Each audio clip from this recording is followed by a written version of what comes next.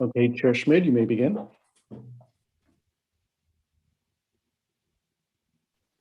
Okay. 6:02 p.m. on June 28th, I call this study session to order. And I think it's back to you, Mr. Hearn. Yes. Let me just share a screen here real quick.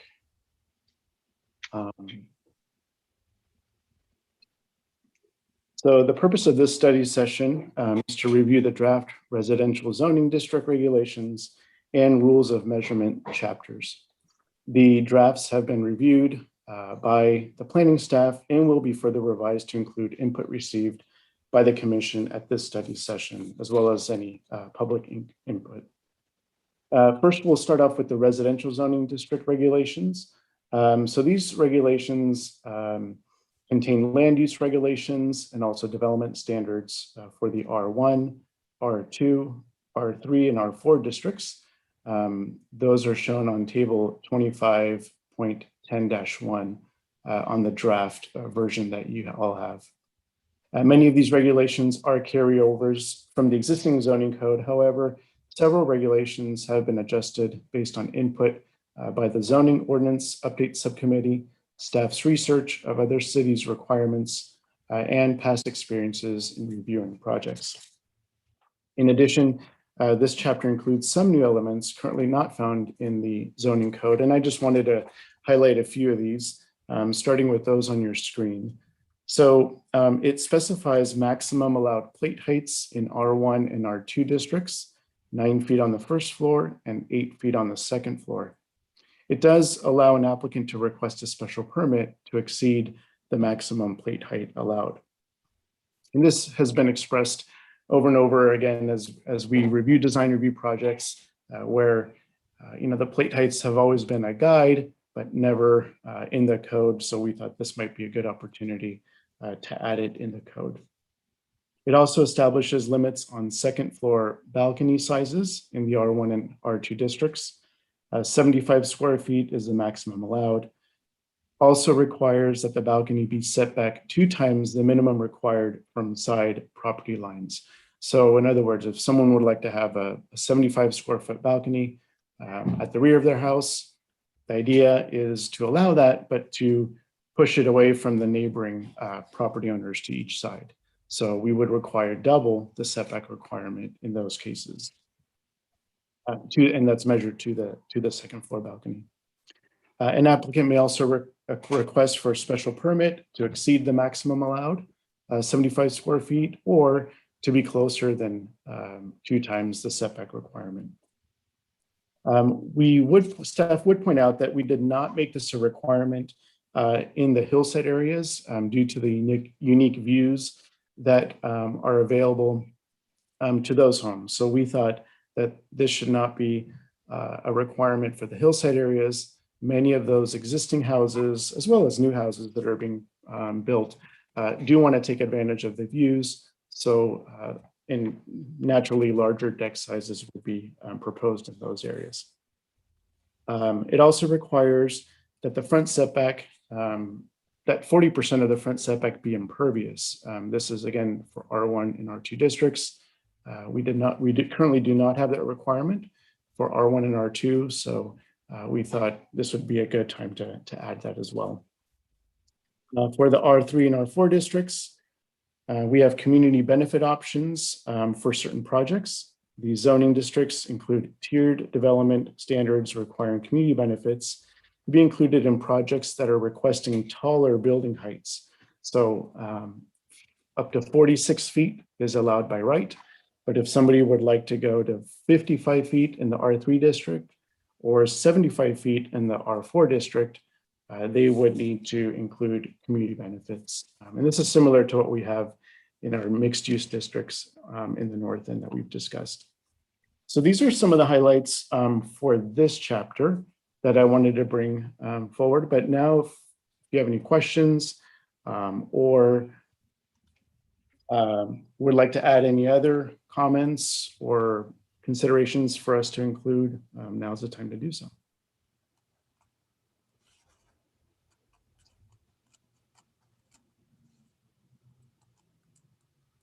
I had a question about the landscaping piece. The 40% seemed fine to me as I try to think away through all the different ways that a front yard might look. But then starting to think about some of our multi-unit ones where they're putting a courtyard out in front, some planting, but mostly trying to create a habitable zone. So we do have, I believe there is a special permit requirement to, or request that somebody can make to lower that percentage for those cases. Or for example, if you have a semicircular driveway coming through for those larger apartment buildings or condominium buildings. So they have that option, and if they can justify less landscaping in those cases, then that's something that you could consider as part of the review of the project. We thought about a trade-off suggestion. I'm just thinking about one that we reviewed on El Camino a while back, and I remember Mike being very adamant about more impervious and more landscape on the front, feeling like all we did was give them a big driveway, which he wasn't wrong. But then how do we kind of encourage another behavior to offset? Right. You could consider, if they were asking for a special permit, that additional landscaping be added at the rear, or perhaps in the landscape, look for some taller landscaping that can be installed within the front setback. So it's not just a low, lawn area or ground cover, but something more substantial in its place that might make up for that deficiency in landscaping. Because it says what, 40% in the front, within the front setback, right? Right, 40% for R1 and R2, and 50% for R3 and R4. So more landscaping is required for the multifamily projects. Would we also? Yes, Mr. Tronis? I was just going to, along with that question, Chair Schmidt, would we also consider some forms of pervious pavement, perhaps? To be considered pervious coverage, in other words. It could help in those situations, and that could be part of the details, either of a special permit or the consideration of the 40%, 50%. Right. Okay. We might want to, I don't know how or where we articulate that, but if there's any details on the interpretation or guidelines for it that follow this up, that might be helpful. Yeah, I mean, we could specify that of that 40%, a certain percentage may be in impervious pavers or such. We could do that, maybe up to 10% or whatever it is that you're comfortable with, or we can certainly take that into consideration when we're reviewing this section again. But if that's something that you want to further clarify, sure, we can do that. We wouldn't want to say, I don't think we would want to say necessarily that an impervious driveway would satisfy the requirement of the 40%, because I think we do want soft landscaping, visible soft landscaping. But I think that's where there needs to be some sort of quantifying number that, what is the perviousness of what they're trying to apply, going from concrete of 0 to holes, which maybe get you a 50% versus a planting bed that's 100%. I think that they would need to come with something there and a trade-off somewhere else. I think if we're going to allow a front setback to be changed, I would hope that we can get something further back in the lot and not just allow them to build bigger and not have, offer anything up. But I think that the more that we give them what those trade-off options are, the less likely they are to just bully us into it after they've got the design done. Mm-hmm. The only thing I would caution about allowing more pervious paving is that then it would encourage vehicles being parked in the front setback, and I think perhaps, I remember that was one of the reasons. I mean, I think that was kind of the argument we got into on the one project, is they were trying to do their one accessible parking spot or a drop off or something like that in front, because everything else was a deep dive underneath, Mhm. because they were trying to get all of their car stackers and everything else. So Right. I mean, I think the intent of this 40% requirement from staff's perspective was that it would be true soft landscaping, 40%, within the front setback. It's, I don't think that in a design review project, you would consider someone paving their entire front yard, but this just puts a little bit more teeth behind it, saying no, 40%, because it still accommodates a driveway, a walkway, and kind of what you're left with is roughly 40% of that front setback area. And the idea from our perspective was that it would be some sort of soft landscaping. So Actually, let me interrupt for a second. I want to make sure we get our terminology right here. On table 2510-2, it mentions front setback impervious surfaces maximum is 40%. So my reading of that is that the pervious, which would be soft landscaping, would actually be 60%. right. Yeah. And yeah, maybe everyone and I else think did that. I'm the one Yeah, that's no. excited. I'm glad you did that, because I was losing touch with this conversation. I was not sure where we were going. Yeah. We should be, if our goal is to the best of our ability, maximize the soft landscaping, then we ought to be saying what you just said. I think 40% maximum impervious. Yeah, or paved. Or Yeah, exactly.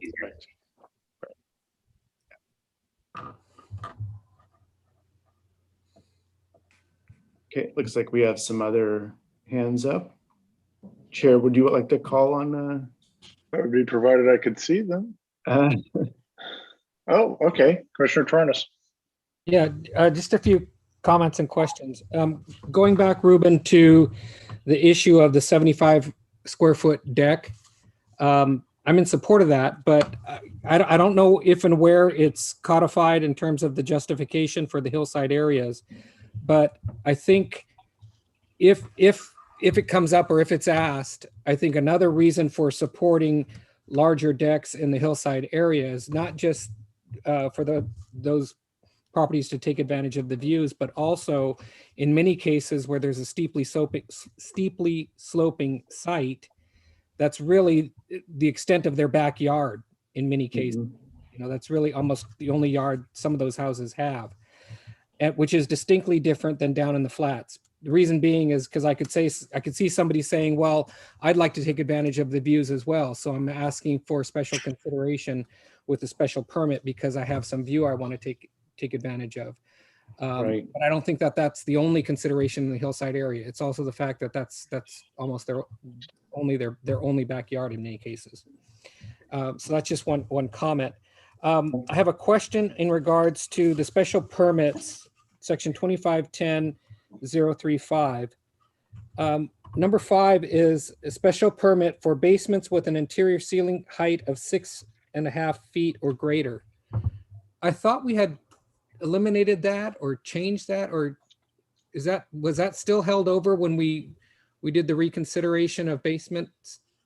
Yeah, let me, I can double check that, because I know at one point we were saying, what's the point of having a special permit if? Yeah, because nobody's gonna, I mean, if anybody's gonna build a basement, they're gonna make it habitable. Right. Right. And so, they're not gonna build a 6.5 foot. And so every basement we're seeing is at least 8 feet.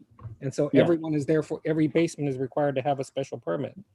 So we'll double check that. And if we took that out, that might've been an error that just was a carryover, but if not, Okay. I think we should probably consider taking it out because of that fact. I don't see the need for it. Okay. And then another question that I have is, I would still like us, and this is something that we've discussed offline, or I've discussed with you, Ruben, and Kevin offline, but I'd like to bring it up here for the record. I'd still like to revisit and understand why we have the setback on El Camino Real of 20 feet for properties. You know, in our research, independent of all of this, our research, we see, for example, that city of Millbrae, they have a 12-foot setback, and San Mateo, they have a build-to line, almost like a 0 setback on El Camino Real, because they're trying to encourage that street frontage. And so, you know, it's always sort of been, at least for the time I've been on the commission, and like I've discussed with you folks, with staff, it's sort of been, well, that's what Caltrans has always required. But if I'm seeing 0 in San Mateo and 12 in Millbrae, you know, that's Caltrans as well. So I don't understand why we have that 20-foot setback on El Camino Real. So I'd like to see if we can revisit that. I mean, in looking at, and I haven't pulled up the plans, and I don't remember all of the entitlement details, but just looking at that property, for example, at 1509 El Camino, that's finishing out, that wants to keep coming back to us for the roof deck and wants to keep going away. Right. It doesn't appear to be set back 20 feet from its property line. So I'm confused as to what happened there, for example, or what were the particulars on that project. Sure. No, we can double check that. I mean, it may not be 20 feet, but I'm fairly certain we required them to meet that minimum requirement. Okay. There's So, two things I would say, you know, perhaps we can do more follow-up with Caltrans. I mean, our understanding has always been it's for future widening of El Camino, but, you know, I don't know how feasible that is. Right. With Caltrans. I think the other reason is, as you know, in our stretch of El Camino, we've got the eucalyptus trees, which yeah, when you get to Millbrae and San Mateo, they go away. So, I mean, from a planting perspective, it does provide additional space for the tree roots, and it doesn't impact the tree roots if we allow structures to come up that close. So that there may be someone from the public who wants to speak about that as well. But yeah, I get that, and I understand it, but you know, those trees are out in the planting strip, and then we have a fairly wide a sidewalk of some sort, and then the property line is actually set back some distance from the back of sidewalk, and then if we require an additional 20 feet from the property line to any building, you know, that really hammers all of those properties along El Camino Real, and it really restricts development. right. You know, so or any potential. So, you know, I'd really like us to revisit that if we could, and see what options we have. Commissioner Toronas, just a follow-up question to that. Would, let's say the 20-foot setback minimum requirement went away, it would be based on a average front setback of the block, or there probably has to be a minimum like we have. Sure. Oh yeah. I'm not espousing a build-to line. You know, I understand, you know, having some setback.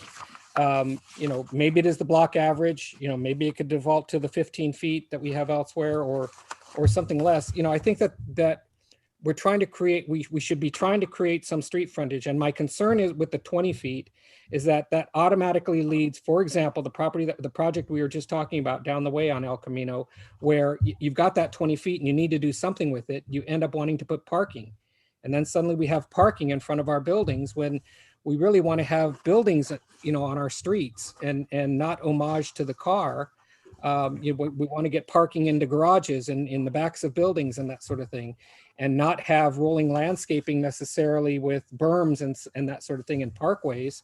I think we just need to have more of a streetscape. And so, Ruben, to answer your question, I don't know what the exact number is, but I just think 20 feet is excessive, and really makes it difficult for properties to be developed, particularly when we don't have, the properties aren't necessarily overly deep per se on El Camino Real versus other properties. Right. And we do get a lot of that parking in the front of the buildings with the existing conditions now along the Right. Yeah. You know, because it's leftover land, and so people will just pave it and they'll park, whether they're permitted to park there or not. They'll just do it and just start parking there because the building is set back so far. I had one other comment, and it was,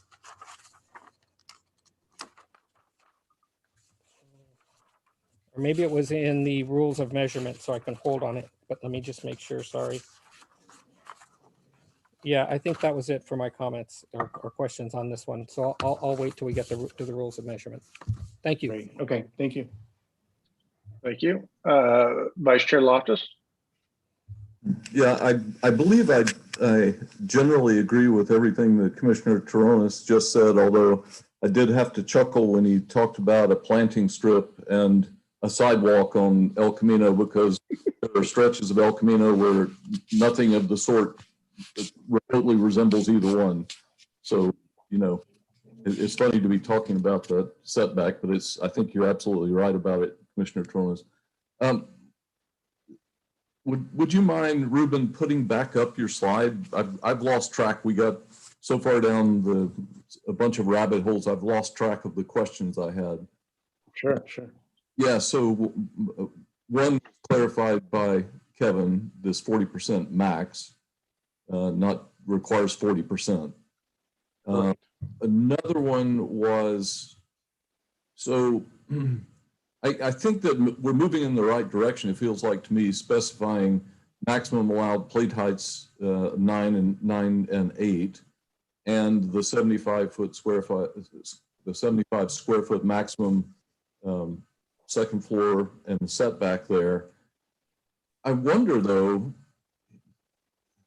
I hate to get too tough about this, but I wonder if you set these rules in place, but you allow people to come in and ask for them to be changed, all we're doing is sort of kicking the can down the road. We're still going to have these conversations because people are still going to want 10 feet on the ground floor, 9.6 on the upper floor, or 10 and 9, or 9.6 and 8.5, or, you know, so does this really help us?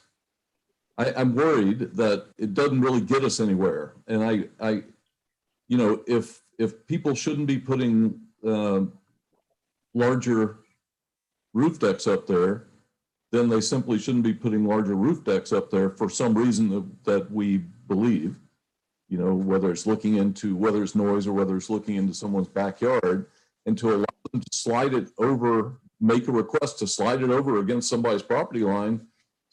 It all seems counterproductive to provide too much flexibility. Generally, I believe in flexibility, but you know, either we want this or we're not. We're on it, and we've been fighting this battle, and so now it showed up. You know, we now have maybe more tools to fight it with, but we still have to fight the battle because nobody's going to give up on that stuff. That's what I'm worried about. Mm-hmm. Maybe I'm wrong, but No, if I could, I don't disagree with you, Commissioner Loftus, on the 75 square foot deck, you know, make it a hard and fast rule. Because in that, on that detail, I think it helps present, you know, that, or prevent, excuse me, that solution where we just have people clipping off roofs and then, you know, you get a well there and you can create a deck, you know, just because you're kind of being lazy because you want to get a window into a room and you clip off your roof and suddenly a deck appears. And then, oh, let's apply for a special permit for a 100 square foot roof. So I don't necessarily disagree with Commissioner Loftus on that one.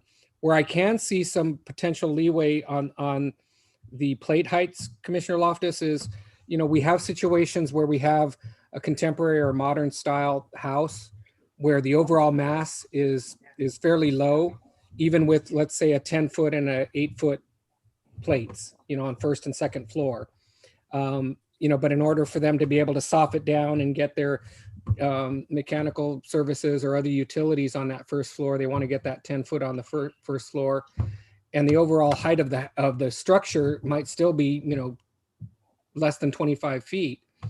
And I think we should have some special permitting for those situations, perhaps.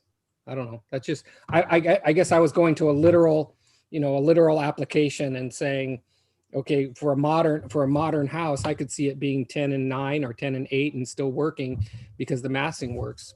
So that all makes sense to me. I guess I'm just looking for ways to make our lives easier rather than the more difficult, you know? Right. Yeah. So I just thought I'd voice it. I do think though that the second floor balconies, we might constrain them more than we are. And I could see the more flexibility on the plate heights. Right. And that's my comments on the slide. Great, thank you. Okay. Commissioner Larios, did you have your hand up? I yield my time, Mr. Chair. Commissioner Taronis touched up on a very important point that I Okay. had. So Perfect. Okay. Commissioner Camarado. Yeah, so one of the things that I wanted to talk about was the 75-foot square feet for the deck. Should we say something about no front decks? Because there are projects that have come before us. Specifically, there was one on Vancouver that had a front deck. And I don't know if we can put something in there regarding front decks that they're not allowed, or I don't know how we want to handle that. I think we all think of it being as back balconies, but sometimes we have front balconies too. So just want to kind of keep that open for open discussion as well. I actually think that front balconies are generally pretty good. If front porches are pretty good, then front balconies in general, for me, work okay because they're on the public way, and they don't cause the sort of disturbance, from my point of view, that side or rear decks do. That's the way I've always looked at it anyway. I don't disagree. I just wanted to bring that up for discussion. I'll And consider- it's- yeah. Sorry, go ahead, Ruben. No, I just wanted to clarify this. As it is written now, this would apply to front or rear. So we're not just limiting it to rear, but it would apply to the front and rear. Yeah. Go ahead, Kevin. Sorry. That was exactly what I was going to say. Okay. So for those of you who've maybe been looking at projects longer than I have, I'm not sure I see the rear balconies as a plus for anybody. I personally feel like every time I've seen a rear balcony solution, I feel like, well, somebody's given up privacy, what little we get out of our 6-foot fences. And, now different if I were in a hillside, lot, totally different. And we have different rules for hillside lots. But in the flats here, it doesn't seem like it's a good thing at all. As far as, do I really want somebody sitting outside in back of their master bedroom in a chair looking over the yard? I have to laugh, Chair Schmid, because Carol and I watch a number of home shows, or she watches them, and I just happen to paying attention while puttering. And every time somebody talks about, you have a little deck here off the master bedroom where you can go out and have a cup of coffee or a glass of wine. Whoa, did you feel that? Earthquake. Yep. That was an earthquake. Yeah. yep, I felt it. That was a good one. Woo. All right. Everybody okay? We didn't have an earthquake here in Dallas, so I guess, no, I didn't feel that. Okay. Oh, you're in Dallas. Oh yeah, It was a felt good it. one. It was a good Yeah. one. Well, it blew my punchline. But anyway, we always say, does anybody ever do that? Does anybody ever go out and have a cup of coffee and a glass of wine on their master bedroom deck? So it's a good point, Chair Schmid, and other than architectural articulation, perhaps where a balcony might help, perhaps. Well, and I think it's fine if you actually had the cast iron balcony, but it's just a window. Right. And it creates that visualness of a balcony, but balcony. to actually execute it so that you can go hang out, I think is not productive. Good point. So I've got a question, since we're going down that privacy route, is there any way to tie together some landscape screening requirement to anyone who would put a back deck on? To say that, in order to, if you're going to do this, in order to mitigate privacy concerns for neighbors in their backyard, you also have to do some screening. Well, one way to do it is to say that any second floor balcony requires a special permit.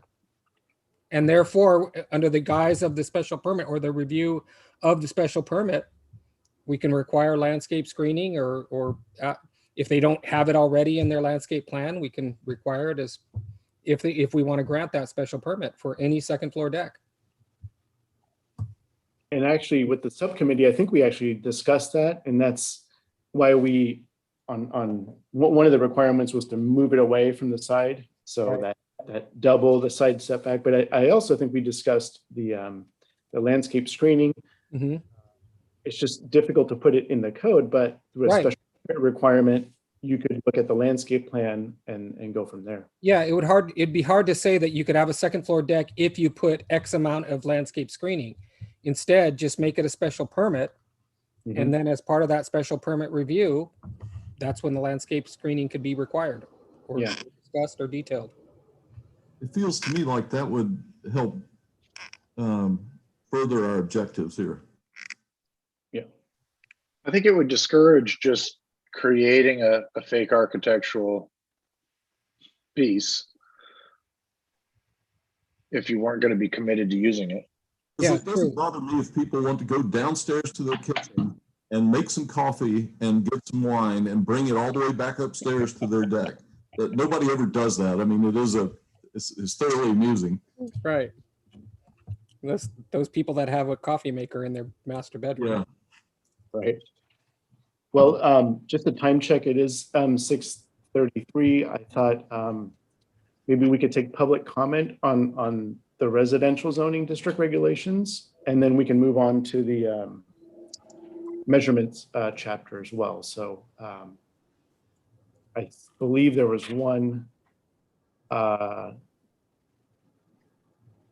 think there was one attendee who had their hand up, but I believe it was Jennifer Pfaff. I don't know if she would like to comment. Oh, she may want to comment on the next section. Oh, no, there she goes. Okay. Let me allow her to come in.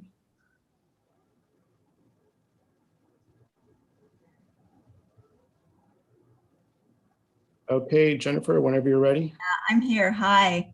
Well, I had no idea I was going to have to seriously just completely disagree about the setback on El Camino and just go back in time. Commissioner Taronis, you are talking, I think we had a completely different issue on the downtown specific plan, which was when, can you hear me, you guys? Yes. Yeah, when the downtown specific plan had 2 blocks in there where there were shops facing El Camino, and the actual setback from El Camino, which varies here and there, was very more generous, probably by about 5 feet. And so at the time, the planner, what was her name? Oh, she was so nice. Anyway, she and you worked together with Stan Vistica, and that was it was shortened up there, and that was that section. For the remainder, which is largely residential, there are many reasons why it's 20 feet, and so I'm going to run down them real fast. And just FYI, there's a pretty major landscape plan going on right now. And so I would think it would be a very poor idea to do alterations to this longstanding standard at this time, because trees are going to be going on either side of the sidewalk. Some will be there. Some are, it's going to be, they're going to do more meandering sidewalks. So where a tree is in a planter now, next to the roadway, it's going to toggle on some areas. It'll be on the residential side. So the new trees are also going to be large. That's the point. And so we really want there to be root room, which, by the way, is about the same size as the canopy. So if you have a 50-foot wide tree, you need about 25 feet just root, or 20 at least, of root material, or you're starting to invade basements, garages, et cetera, Plus, we have 7 creeks going through El Camino, and we've been told, even with improved drainage, the drainage is always going to be a problem on El Camino. They cannot take it away forever. So part of it is, yes, originally it was actually 25 feet, just so you know. And then in the 70s, they reduced, in the 70s, it was reiterated because of underground garages flooding. And also the issue of being seized by Caltrans, but it doesn't really matter. I mean, there are also emergency vehicles that need, I think, 20 or 25 feet clearance to pull off. I mean, the idea is pulling off.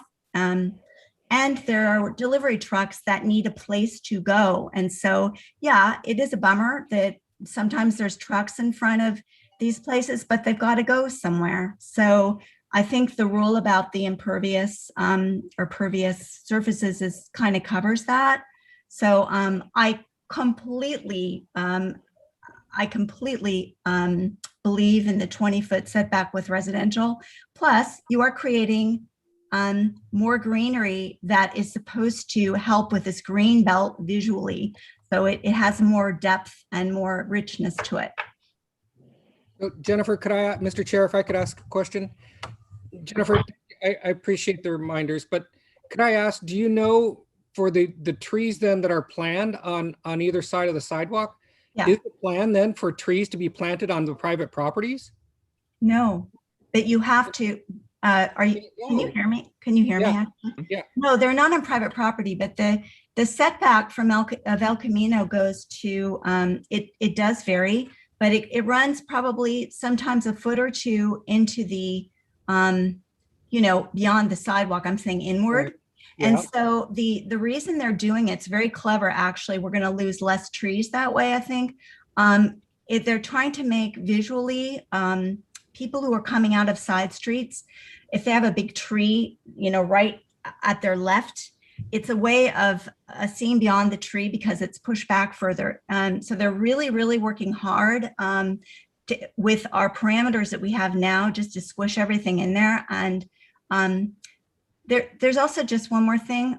You passed this solar issue, or the state did, regarding the maximum amount of shade that a tree or whatever, something can cover a solar, or something, I forgot the language, I'm sorry.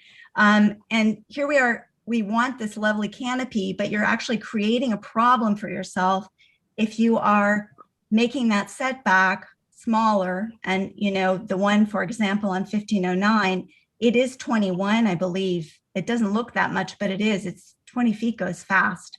So I think you're thinking it's more than it is. It's not.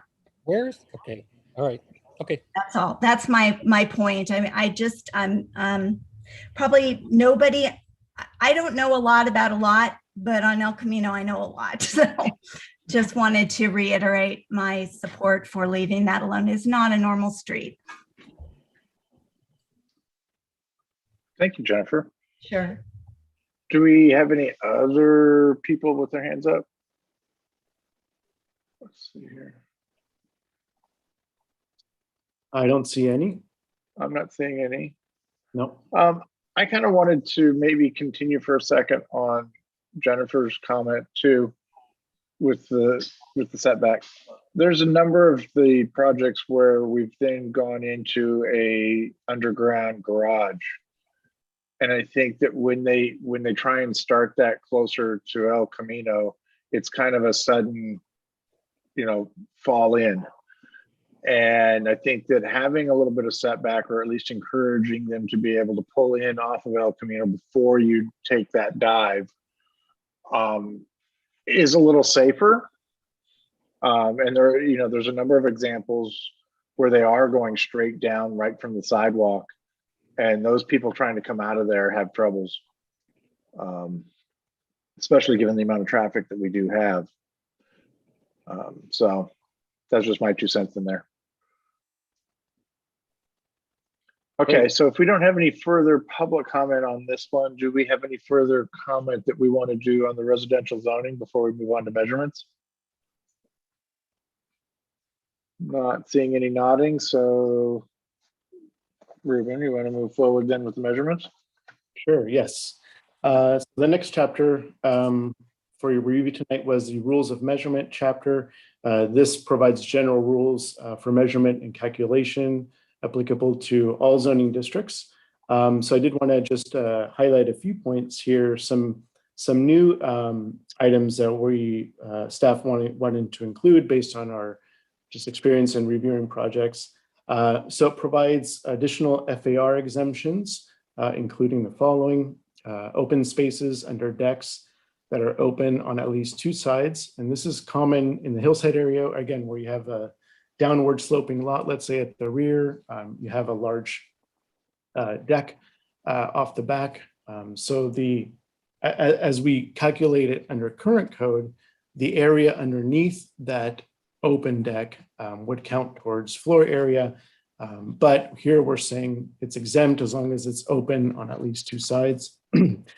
Covered walkways and breezeways. In some cases, if you recall, there's a covered breezeway where one wants to attach or provide a covering from their detached garage to the house. And in those cases, typically they're open, so we thought we can exempt those. Patio covers and trellises at the side or rear of the house, again, that are open on at least two sides and less than 120 square feet. This would also apply to the lot coverage exemption. Decorative trellises extending up to 3 feet from an exterior wall, we thought we can exempt that from FAR. And lastly, eaves and cornices. So currently under current code, if you have an eave that extends more than 24 inches from a wall, the whole eave counts. But we have many houses, especially in the hillside area, the Eichler homes, they have large eaves. And, under current code, we have to include the entire eave if it's more than 24 inches. Here, we're saying that any eave, no matter how far it projects from the wall, would be exempt from FAR. And I believe this also applies to lot coverage exemptions. Specifically to lot coverage, we're saying that uncovered balconies that project up to 4 feet from the wall would not count in lot coverage. And also, if you have a second floor cantilever that projects up to 30 inches beyond the first floor wall, would not be counted in lot coverage. The code also addresses basements and setback areas. We briefly touched upon this just a few minutes ago. But if you're proposing a basement, whether it be for living space or for a garage, we're saying that it may extend into required side setbacks, It may extend into the required rear setback, but only up to 10 feet from rear property line. And it may not extend past the required front setback line. And the idea here was to make sure that, number one, we're creating enough space for roots of existing trees to be able to still do well. And number two, it provides space to plant larger sized trees in the front and at the rear of the property. So those are some of the highlights. And what I'll do is I'll keep this slide up here as we discuss any of your questions or comments.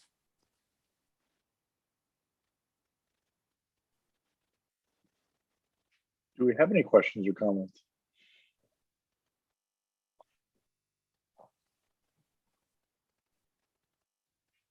Well, I'm not seeing any hands at the moment.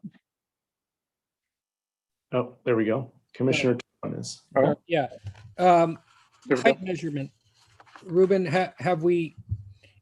is height being measured the same way, or are there any changes? I'm looking at the part for the upward sloping lot. Was that the same as it was before? Yeah, let me take a look. I believe under current code, I think it's lots that slope upward or downward by 25%. We're changing that to 20%. Okay, that's okay. 25%, we don't get too many cases, but we thought we should drop that down to 20%, might catch some more homes just to make sure we measure those correctly. Right. Okay, and then my other comment is on the last page, when we're talking about basements, underground parking garages. We have an item E and an item F, and they look to me to be an exact duplicate of each other. If you could just. Yeah, I noticed that when we printed that out. So Okay. yeah, it's just a duplicate. Yeah. All right. Thank you. Thank you.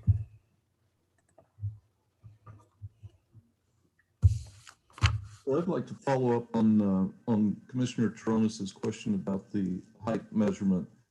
Am I understanding it properly that it's measured from the base of the building once the slope is 20% or above, but under, is it from top of curb still? It's actually in our meetings, right. measurement happens from top of curb, and then the request is made for a height variance. I guess it's a variance. I'm not sure, but and we allow it all the time. So is this different? So on lots that slope 20%, standard would still be measured from average top of curb, just like we do now. On sloping lots that slope upward or downward, we start measuring 15 feet in from the property line. And that's to accommodate for that increase in slope. So we looked at what some of the other cities are doing, and we felt that that was good compromise, because in many cases, if you're measuring from top of curb, sometimes even just to get to the front porch, it's quite a upslope. So we're saying, okay, well, let's adjust for that or account for that. Let's start measuring 15 feet in from the front property line. And at that point, you get feet. My gut feeling, and the reasoning makes sense. My gut feeling is that, there's some bizarre quantum leap that's made here where you get to some point and suddenly the measurement changes. And it seems to me like there ought to be some way to establish a simple linear relationship or, slope of the lot and the measurement point, start point. Maybe I'm wrong about that, but my intuition tells me that it could be done and it would be continuous and smooth as opposed to a quantum change at 20% and in feet back. But that might be maybe we don't need to worry about it. Yeah, I think in looking at some other examples, some cities will measure kind of midway kind of in middle of the house, down the side of the house. If the house is 50 feet long, they measure at the 25-foot mark. Some cities measure, say at any point, it can't exceed 30 feet. So kind of goes up with the slope.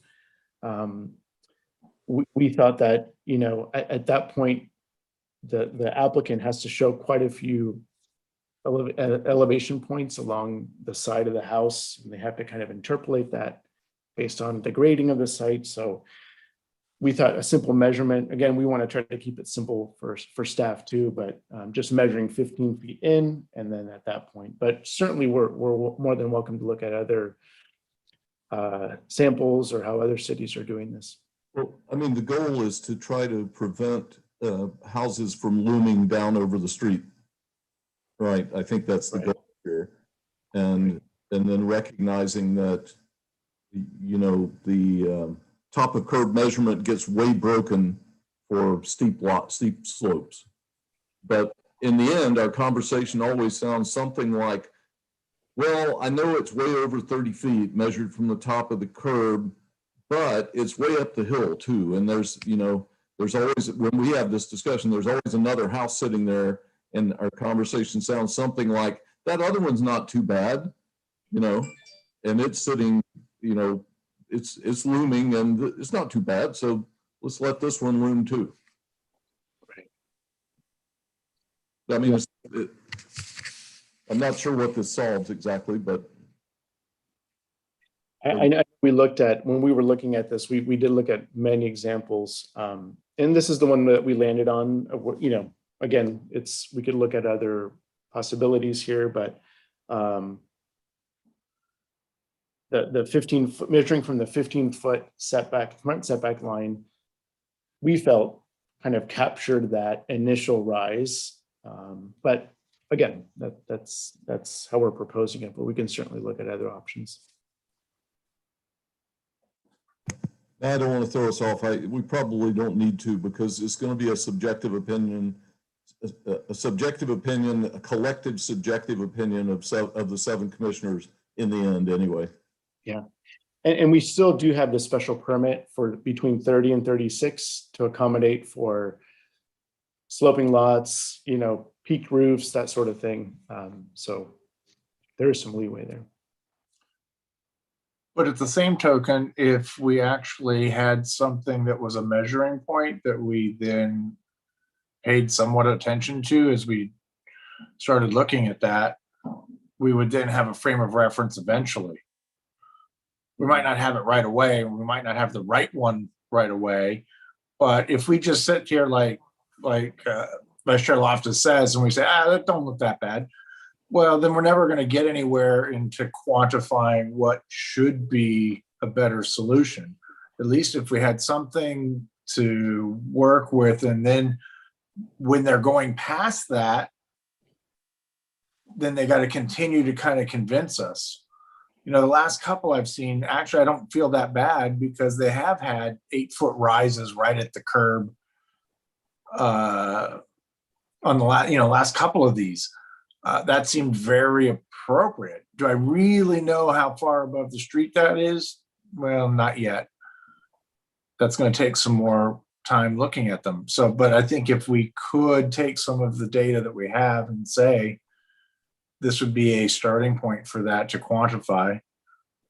I mean, I don't even live on a steep lot, and it was hard for me because my finished floor is 5 feet above the curb, just because my lot gently slopes all the way to the back.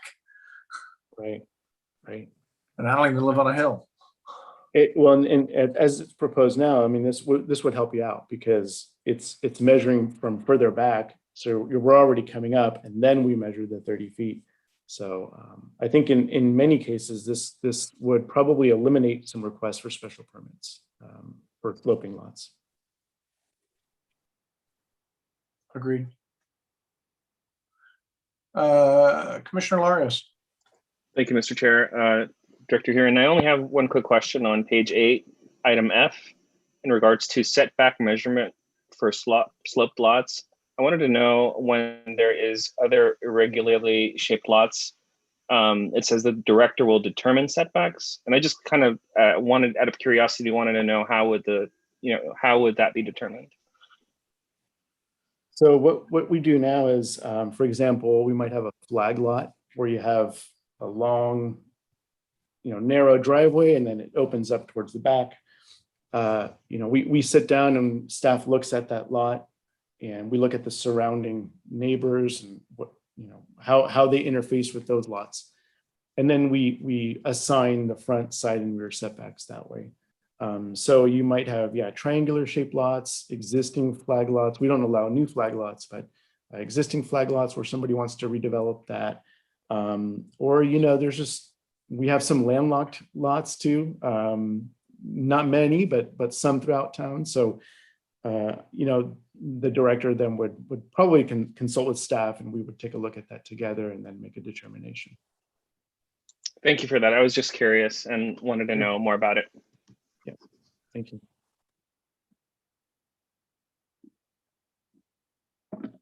Okay. I'm not seeing any more hands.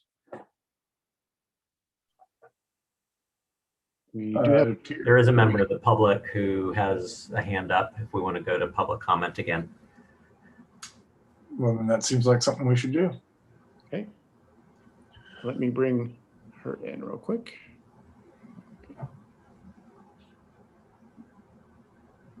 All right, go ahead, Jennifer. Hi, Ruben.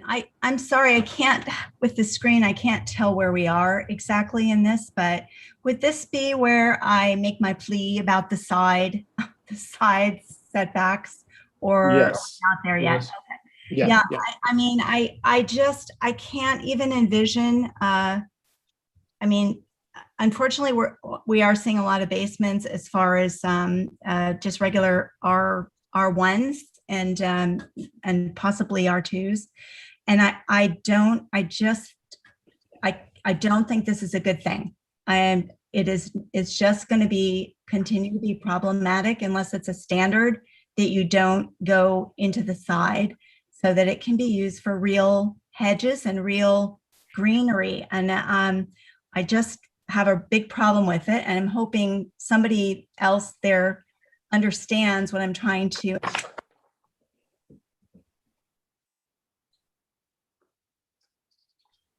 We lose her? Are you still there? Did we lose you? No, I'm here. Okay, okay, good. I wrote my thing and I hope people read it. But I just feel very strongly that that's a tool that you're giving away. Or you're taking away from yourselves because you will not be able to use it anymore in a number of cases.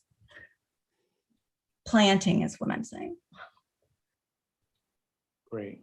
All right. Thank you. That's something that staff would certainly be curious to get some weigh in from the commission is, do we want to allow basements to encroach into the side setback requirement? I don't know that you would be able to get large trees planted in a 4-foot side setback, but certainly hedges could grow there. So that's, we'd love to hear any comments on that.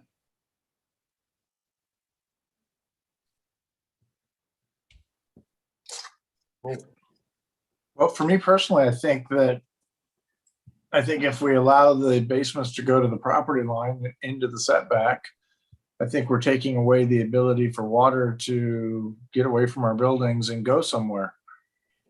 We may not have such a terrible time here in California, but the whole Southeast that I just traveled does. And I think that having, like Jennifer says, I think having some boundary around. Sorry.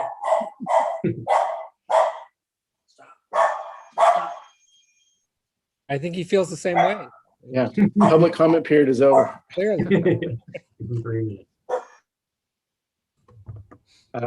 Commissioner Tirones. Yeah, I agree. There are other issues related, I mean, besides just the planting areas, allowing basements to extend to the side property lines. We've had situations where shoring becomes an issue and undermining of adjacent properties potentially becomes an issue. I mean, obviously that's a public works concern and that's something for the engineers to be concerned about. But if we allow it to happen, then we're sort of giving, tacit permission for somebody to get that close to their neighbor with a basement. So I think undermining that side setback could be a mistake. Commissioner Loftus or Vice Chair Loftus, excuse me. I also agree. It's a mistake to allow it was not clear to me how far it could extend into the side, but now I'm getting the sense it could go all the way to the property line since it's not specified. I think that would be a mistake. And frankly, having built many years, commercial buildings over many years, the last thing you typically want to do is to let your basement slide out past the face of your building and have to waterproof that surface. That lid always gives people trouble. Concrete, which it more often is than not, it's just a matter of time before the rebar rusts and you start getting leaks and the concrete starts falling. It's a really, really bad idea to begin with. So for homeowners to do that anyway, they will pay for it in the future. Let's put it that way. It's just a bad idea. And especially in this case, to let it go to the perimeters is not a good thing, I think.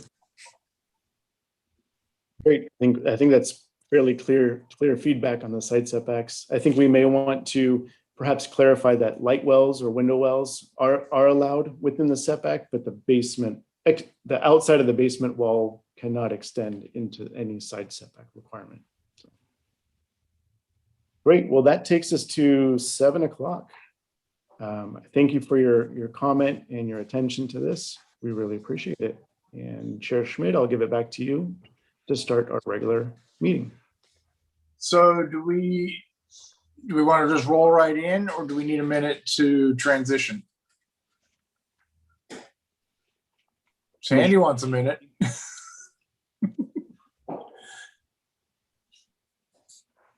So I'm gonna switch from one machine to another real quick. So I'm gonna fall off and fall back on. Okay. So let's reconvene in a minute or so. Great. Thanks.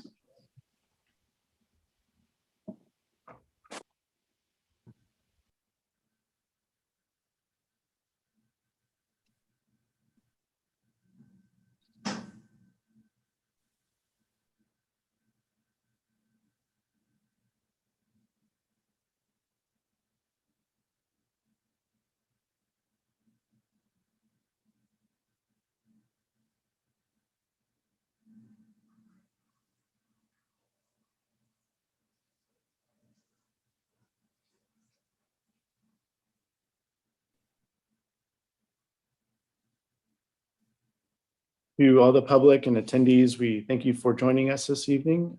We'll get started with the regular regular calendar of the Planning Commission in just a minute or two. Thank you.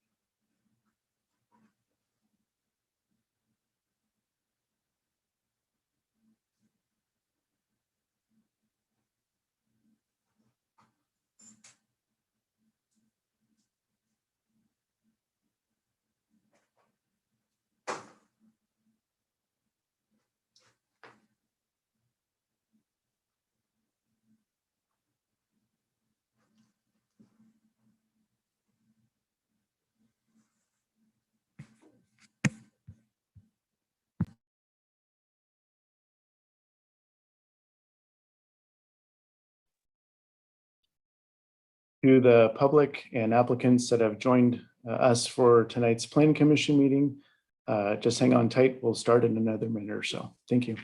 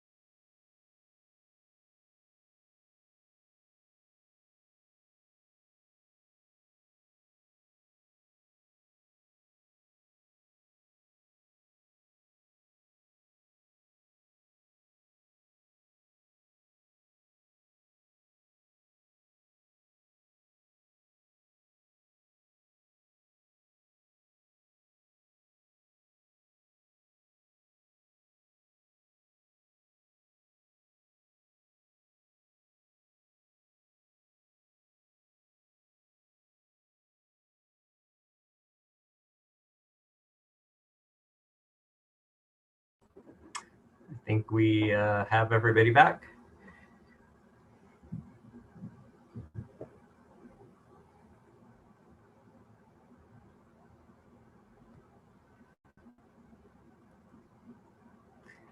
So Chair Schmidt, if you'd like to start the meeting, I think we can begin. Okay. Good evening, everybody. I'd like to call this meeting to order at 7:05 p.m. on June 28th, 2021. Welcome to the Burlingame Planning Commission meeting. For all in attendance today, please note that this meeting is being held using Zoom webinar format. So you will see that the planning commissioners and staff are panelists. Please note that there are several ways to submit comments during the meeting. You may raise your hand in Zoom by clicking on the raise hand button located at the bottom of your screen. Members of the public who are participating in Zoom webinar by phone can dial *9 to raise their hand. You may also send your comments by email to publiccomment@burlingame.org. Staff will be monitoring emails submitted during the meeting, which will be read at the appropriate time. The length of the email comment should be commensurate with the 3 minutes allowed for verbal comments. If you're an applicant or an applicant's representative, I will ask you to raise your hand when your agenda item is up for discussion so that we may be prepared for you to speak at the appropriate time. We ask that you also turn on your video at that time so that we can have a more clear communication, stimulating experience that we would have if we were in person. This meeting is being streamed live on YouTube and will be uploaded to the city's website after the meeting.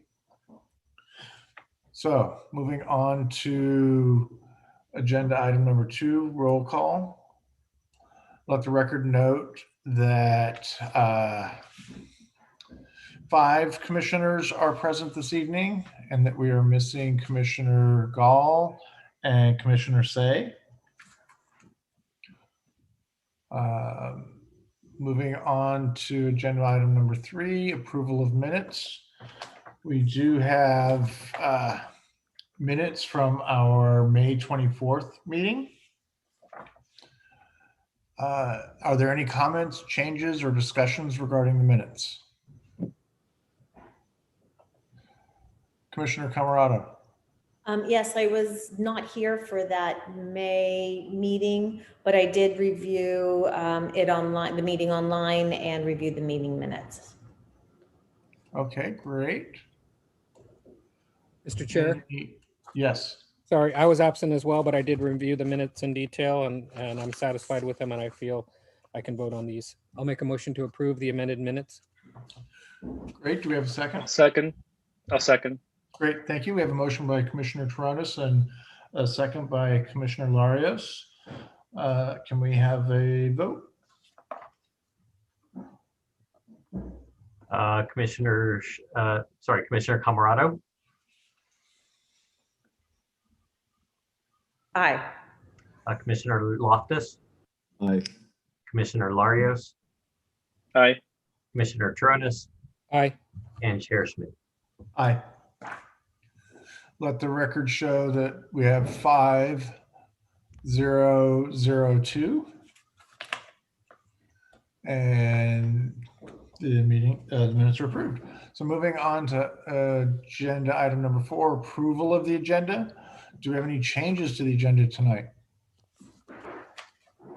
Just item, let's see, here we are.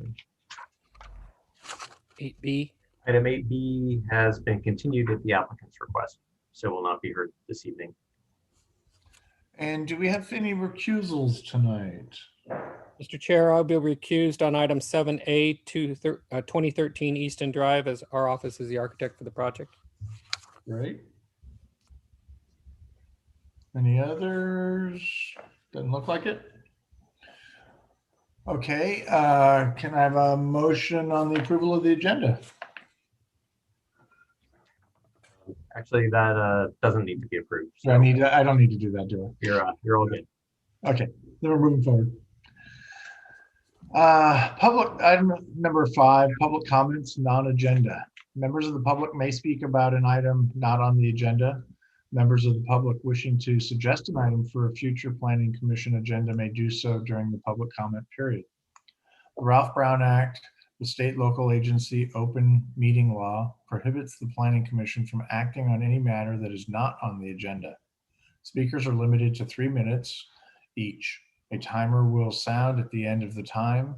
I may adjust the time in light of the number of anticipated speakers. Please speak clearly into the microphone.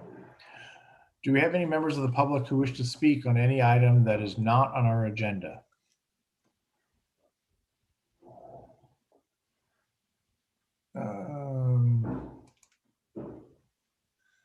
I believe we have one.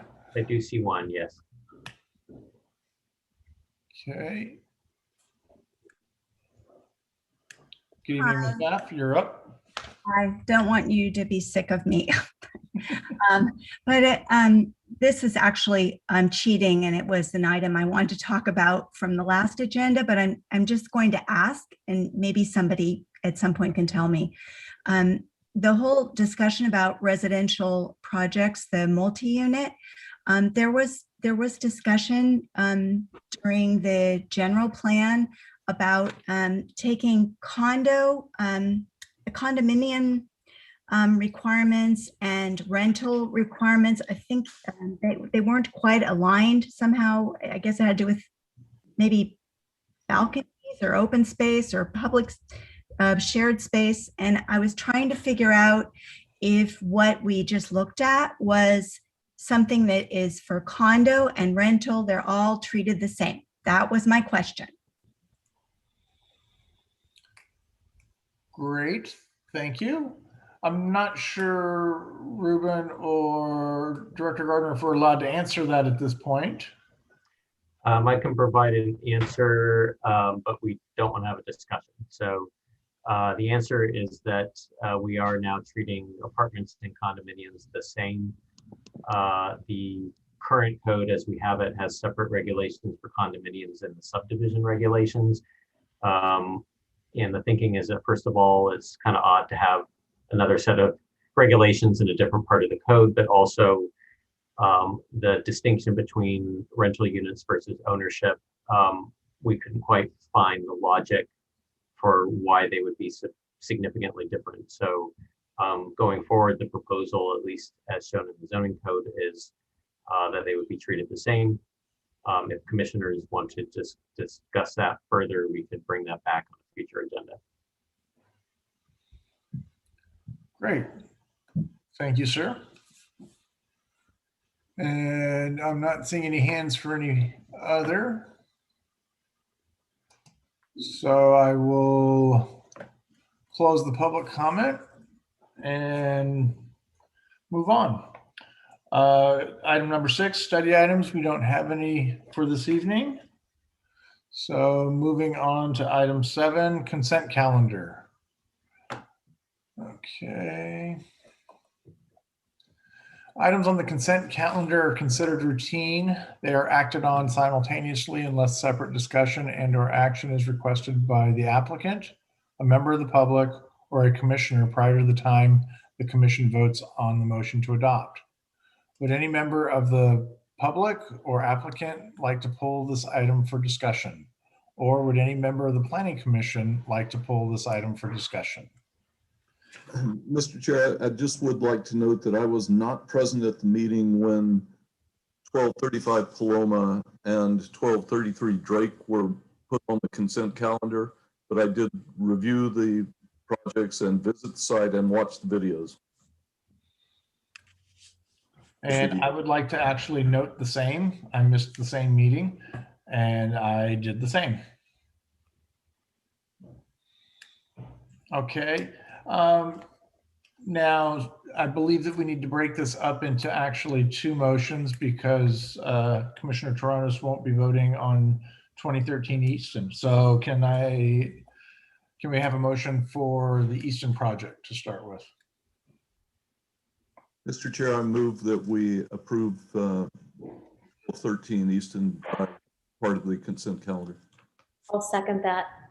Great. We have a motion by Vice Chair Loftus and a second by Commissioner Camerado. Can we have a vote? Commissioner Camerado. Aye. Commissioner Larios. Aye. Commissioner Loftus. Aye. And Chair Schmidt. Aye. So that makes us 4-0-1-2. And then moving on to then the remaining 2, Paloma and Drake. Everybody want to make a motion? Mr. Chair, I'll make a motion to approve items 7B, 1235 Paloma Avenue, and 7C, 1233 Drake Avenue on the consent calendar. I second that. Great. We have a motion by Commissioner Toronis and a second by Commissioner Larios. Can we vote?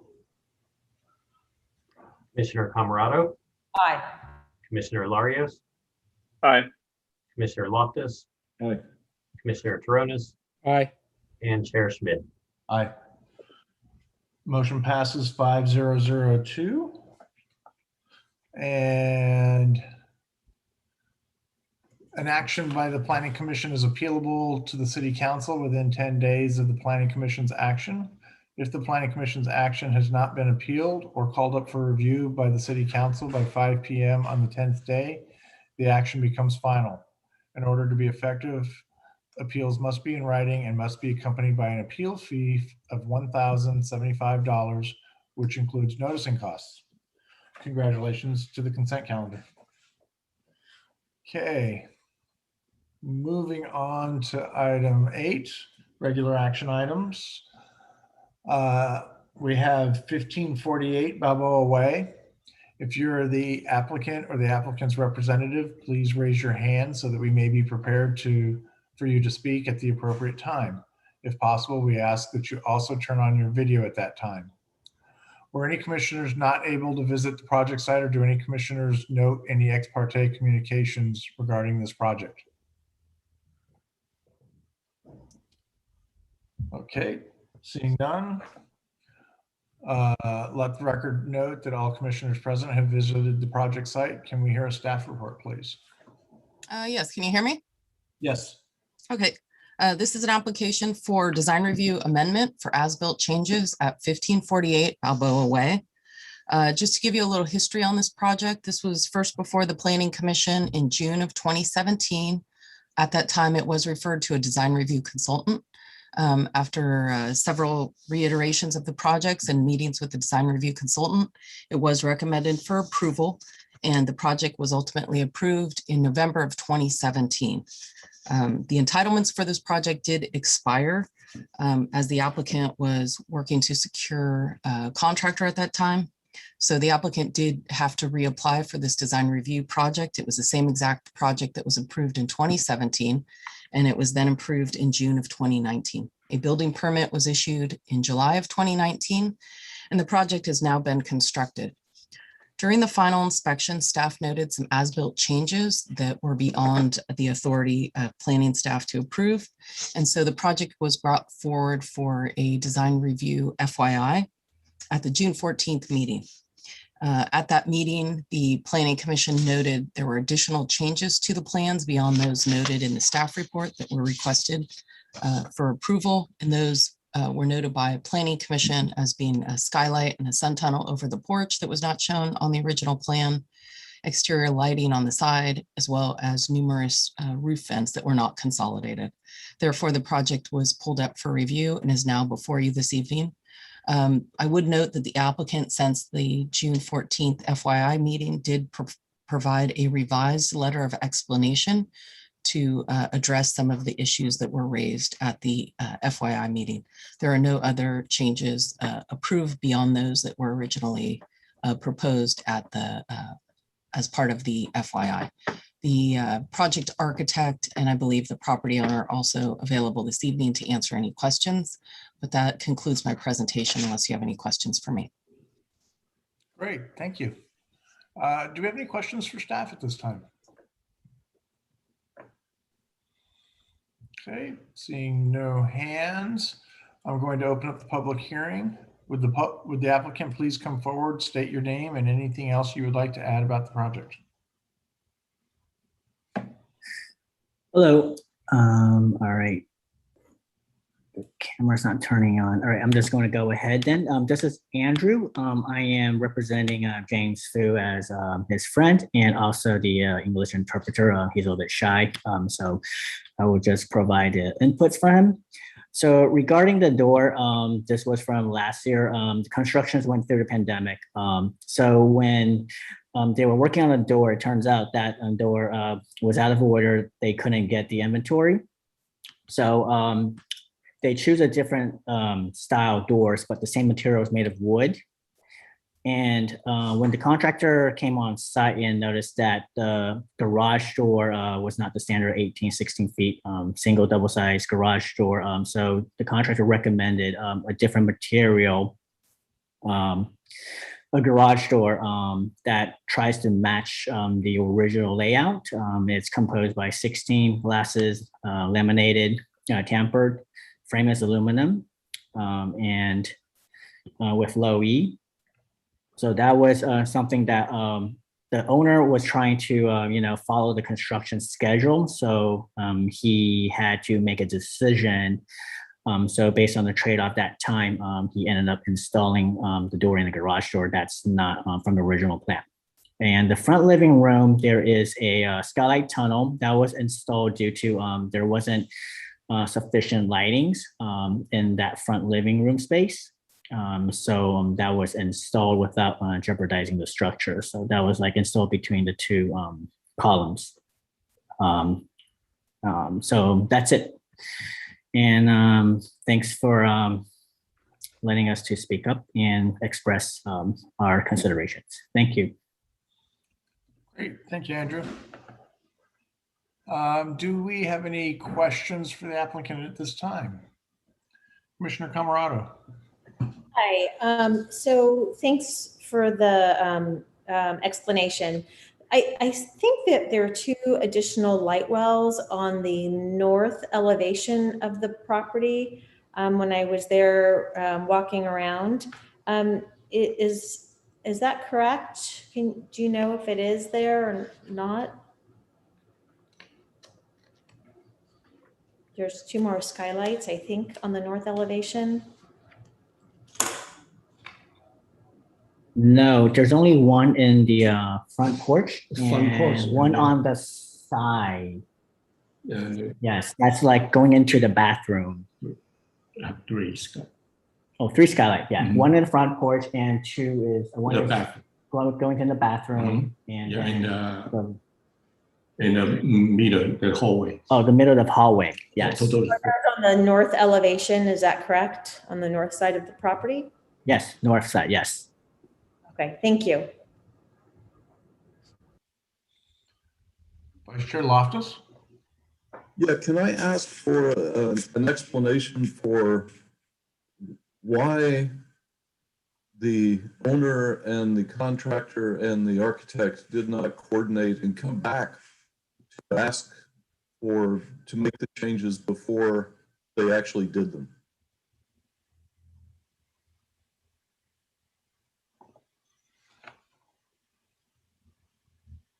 The owner is not familiar with the procedures.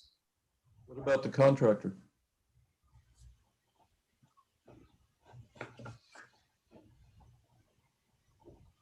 He's not sure if the contractor has communicated that with the architect. How about the architect? Was the architect still involved in the project? Yes. And the architect knew this was happening.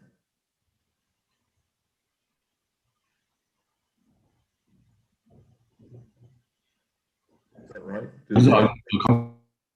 The owner doesn't know, so I'm not sure if the architect's supposed to be here tonight. So it sounds like there was not complete communication between the 3 parties who are all responsible for meeting the letter of the law here.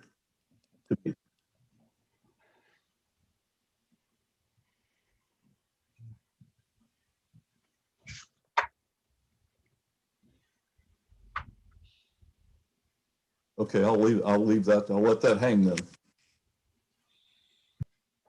Okay. Do we have any other questions of the applicant? Okay. Do we have any other members of the public who wish to speak at this time? I'm not seeing any raised hands. So then I'm going to close the public hearing. Commissioners' comments? Yeah, so I'm done with this. You know, I'm tired of being put on the spot to make this decision. This is the responsibility of the architect and the owner and the contractor. So I'm not going to support this. I'm done supporting things like this.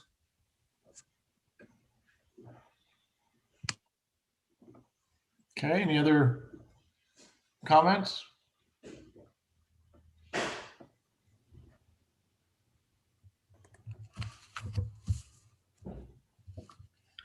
Okay, Commissioner Tronis. Yeah, I can't say I disagree with Commissioner Loftus. It is frustrating. It's galling. You know, we've seen so many of these. We're making efforts, you know, in the coming days, hopefully with the revised ordinances, with what we put in place for as-built changes. You know, unfortunately, we have these that are still coming at us, to varying different degrees. You know, ignorance is no excuse. Ignorance of the process is no excuse. I think there are those that claim ignorance when it actually doesn't exist. There are those that will claim, that they just don't understand and try to claim innocence just because they're unfamiliar. But unfortunately, we have professionals, whether it's contractors or architects, that should understand the process, but either don't, fail to, or ignore it and then beg forgiveness later. So we're put in a position of having to evaluate these things on a case-by-case basis. On this project in particular, I didn't have too much of an issue. There's some things that are okay, some things that I may not have even noticed if they were, or may not have noticed if they came before us originally. I really don't see the need for guardrails when landscaping can prevent people from stepping off of a porch. But nonetheless, I don't think they're tragic to the project. I appreciate the fact that Commissioner Gall noticed some things that were not identified previously for this amendment. And he brought those to our attention and brought this up for review off of the FYI. I just want to see this go forward and just get out of our lives. So I can support it for no other reason with that. I don't want to continue this and keep it going. Okay. Vice Chair Loftus. Yeah, I did want to. Oh. I don't begrudge you that vote either, Commissioner Tronis. I would like to point out though that if this were a building code issue, there would be no question what would happen. If you don't meet the building code, you fix it. And I'm not sure why the planning code should be any different. It has the same standing in law, I think. Maybe I shouldn't say it like that because I'm not a lawyer, but it feels to me it has the same standing. There are regulations, despite the fact that all of them are not health, safety, and welfare of the public regulations, but they are, in some sense, the will of the community, or they should be seen as in that way. And so I'm not sure why the planning code is treated differently than the building code. And there would be absolutely no question what would happen if you didn't meet the building code. So I just make that point. And yes, I'd like this out of our hair, but I want to send the message that I'm no longer supporting this. I'm no longer supporting changes after the fact. The owners, the architects, and the contractors need to know the rules, and I'm going to apply our decisions, the approvals, exactly the way the building department would apply theirs. The representatives of the building department would apply theirs. And I don't see why that's not fair, personally. Commissioner Camarado.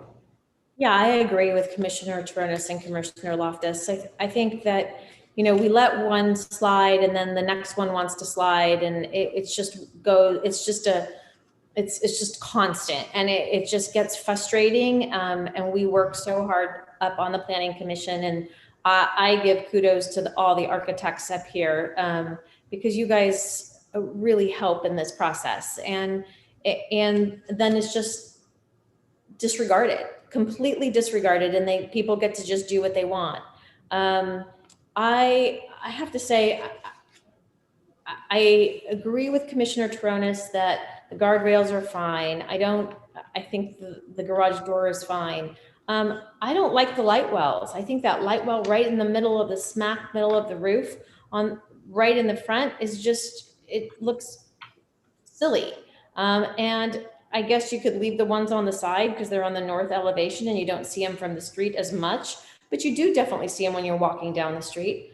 And I don't like that they didn't put some of the details on these as-built and approved plans when they came back to us. And I think that I appreciate Commissioner Gall having gone out, as Commissioner Tronis said, but I completely agree with my fellow commissioners, and I agree with Commissioner Loftus. I don't know that I can approve this. And although I do want to get it out of our hair, I'm very frustrated with this process.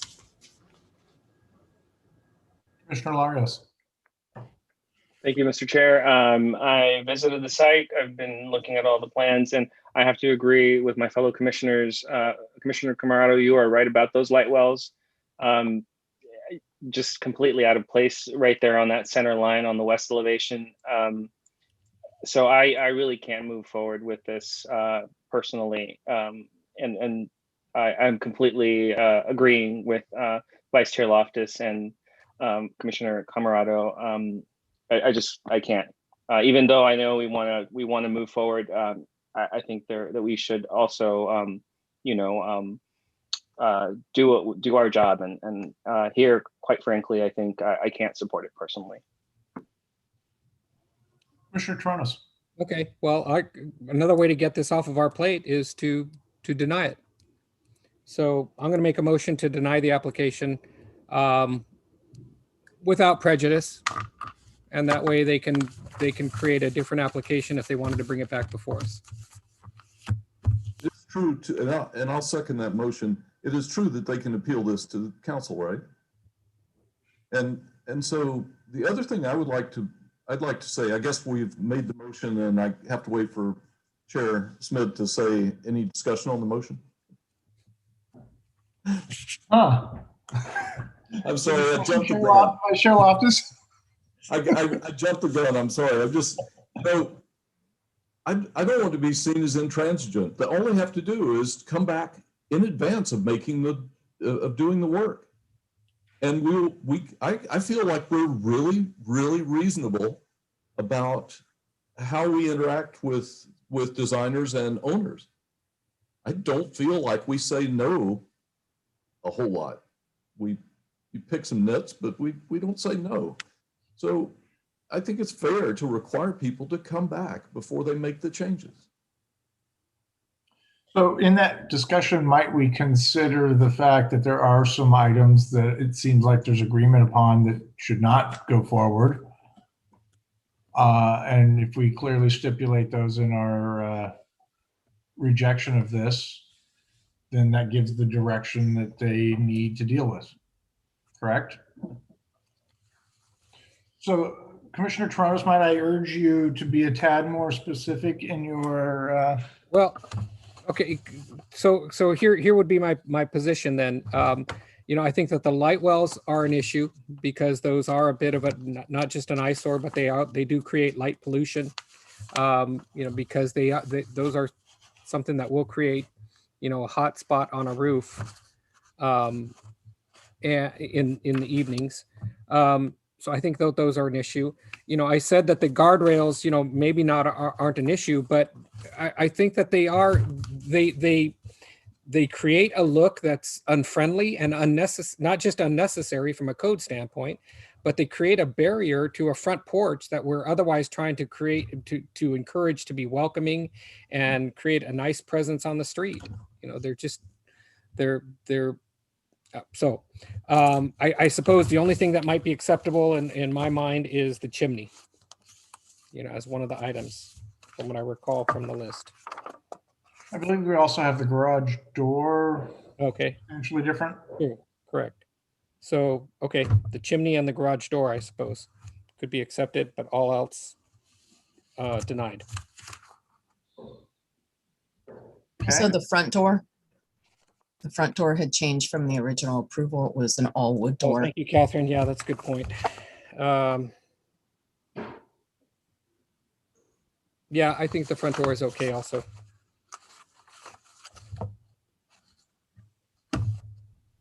Okay, so with that, so that's my. Loftus, do you still hold up your second? Well, yeah, I will. Now I'm in a funny position because before the motion was to deny everything, and I'm still going to vote against it because I think it's time to make a stand. And so I can, I guess let me put it this way: I'll take my second back, and someone else can second it because I'll feel really I will second it and vote against it. I won't make you feel that way, Vice Chair Loftus. I'll go ahead and second that. I can agree to those changes. It's a good compromise, in my opinion. Okay, so motion by Commissioner Tronis and a second by Commissioner Larios. Can we have a roll call vote? Wait a minute. Listen, I need to be really clear what I'm voting on. We're approving Go ahead. Tim. I would recommend, I see the city attorney is also watching this. Maybe this is a motion to approve the garage door, the chimney. and the, sorry, I'm already forgetting it. Front door. Front door. And then everything else is not included in that motion is therefore not approved or denied. And I think that's probably a little more clear way of stating this. Denied without prejudice. So are we denying and giving them feedback on what's good and bad, or are we making a motion to approve a partial and denying part? I would be more inclined to deny entirely, but we've given them feedback through the process of what they could do if they want, in coming back to reapply, because I think that the drawings need to reflect, what is going to be approved at some point, and they need to address the items that we're not satisfied with. So I'm still okay with the idea that it's a motion to deny. Okay, so it would be a motion to deny. That we did before. Motion to deny without prejudice. You've given some helpful hints for should they want to come back, but they could also just go with the denial and be done. And just to make that kind of clear too, the denial without prejudice would still be something that is appealable. So although we may encourage them to come back with the feedback that the Planning Commission has given tonight, that choice could ultimately be made to just make the appeal to the city council members as well. Right. Okay, Commissioner Tronis, you want to? So moved. So moved. Motion to deny. Okay. I'll second. And still seconded. Okay, so we have a motion to deny by Commissioner Tronis and a second by Commissioner Larios. Let's vote. Commissioner Camerado. Sorry, can I ask one question? Sorry. There's one of the things that was also brought up was the exterior lighting, which denied. Denied. Okay. Aye. Move on. Okay. Commissioner Larios. Aye. Commissioner Tronis. Aye. Vice Chair Loftus. Aye. And Chair Schmidt. Aye. Motion carries 5002. Let's see. An action by the Planning Commission is appealable to the City Council within 10 days of the Planning Commission's action. If the Planning Commission's action has not been appealed or called up for review by the City Council by 5 p.m. on the 10th day, the action becomes final. In order to be effective, appeals must be in writing and must be accompanied by an appeal fee of $1,075, which includes noticing costs. Okay. Moving on to, oops, I've lost my agenda. On to the next item. Item 8C, Chair Schmidt. Okay, so item 8B has been continued. So we're moving on to 8C, 1095 Rollins Road. If the applicant or the applicant's representative is ready, please raise your hand so that we may be prepared to speak to you at the appropriate time. If possible, we ask that you turn on your video at that time. Were any commissioners not able to visit the project site, or do any commissioners wish to note any ex parte communications regarding this project? Mr. Chair, I did have an opportunity to get a preview from the developer and the architect and the landscape architect on what we're seeing tonight. But we didn't discuss necessarily the merits of what we're reviewing. Thank you. Great. Okay, anybody else? Okay. Let the record note that all commissioners present have visited the project site. Can we hear a staff report, please? Yes, thank you. This is an application for design review amendment number 2 for previously approved application for a new 6-story 150 unit apartment building at 1095 Rollins Road. This application was originally approved for a mitigated neg deck, general plan amendment, rezoning, design review, conditional use permit, density bonus, investing tenant and final parcel map for a 6-story, 150-unit apartment building on January 13th, 2020. A building permit was applied for and was issued on May 21st, 2021. All structures on the site have been demolished and construction is at the very early stages at this point. The original entitlements were granted to a different developer, Hanover Group. The new developer is now Prometheus. This project was before you on April 26th for a design review amendment that included exterior and landscape changes. On balance, all of the changes were approved with the exception of a living wall, which is a vertical cable trellis system with vines that was proposed on the exterior, both at the front and the rear. The previous changes that were approved are reflected in the drawings that are before you this evening and that have been provided to you. They're also summarized in your staff report for reference. With the approval of the previous design review amendment, the Planning Commission did clarify that the living wall that was proposed, they would look at it again with more information as a separate application, which is before you this evening. The commission had requested rendering and more information about the cable system and recommended a vertical and horizontal system rather than just a vertical system. The applicant is now requesting design review number 2, which is reconsideration of the living wall cable tray system. And they have responded to the commission's request from the last meeting in April and have provided to you a couple different options in terms of renderings that show the project with and without the living wall, as well as some additional information about the system and where it is flourishing on other buildings. So that has been provided in the packets before you as well. In addition, the applicants provided a very comprehensive care and maintenance system for this proposal.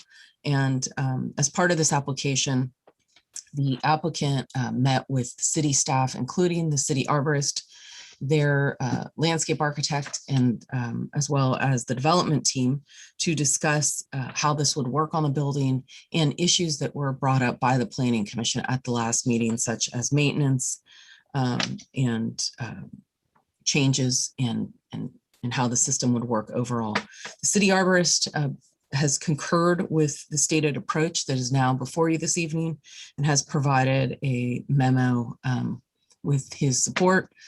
Staff sent that to you after release of the packet. That was on Friday afternoon. And if anyone needs that, I can send that over to them, but that was not included in the staff report, but was referenced in your staff report. With this proposal before you this evening, it's exterior changes only. The number of units, parking spaces, building footprint, and envelope remain completely unchanged from the original entitlements. And I have provided for you in your staff report a summary of the original project. That concludes my presentation. I'd be happy to answer any questions. The development team is also here this evening, and I believe they have a brief presentation they would like to share with you as well. Thank you. Great, thank you. Commissioners, do we have any questions of staff? Okay, seeing none, I'm going to open up the public hearing. Would the applicant please come forward, state your name and anything else you would like to add about the project? Yeah, good evening. I'm Don Peterson, and I head development for Prometheus, and I'll bird dog a little bit off Catherine's report. It's good to be with you tonight. I'm also here with my architect and landscape architect who are here to address any questions. We're the owner developer of the project, and as reported, we weren't the original developer. We've purchased the entire project from the previous developer, and we were actually before you, as noted, 2 months ago when we introduced some modest revisions to the project that we believed enhanced the overall aesthetic quality of the project. And you approved all those changes except for the hanging vines on the exterior of the facade, the green wall elements, because there were questions regarding the detail associated with those green elements. But we did want to come back, offer more detail, address some of those questions We do feel strongly that these proposed green elements will add to the aesthetic quality and enhance the overall project. We offered a few brief slides, and what I'll do is address the first few slides very briefly. It was Catherine referenced sort of the rendered perspectives that we offered show renderings with the vines and without the vines. So I think if we go to the next slide, yeah, you'll see here.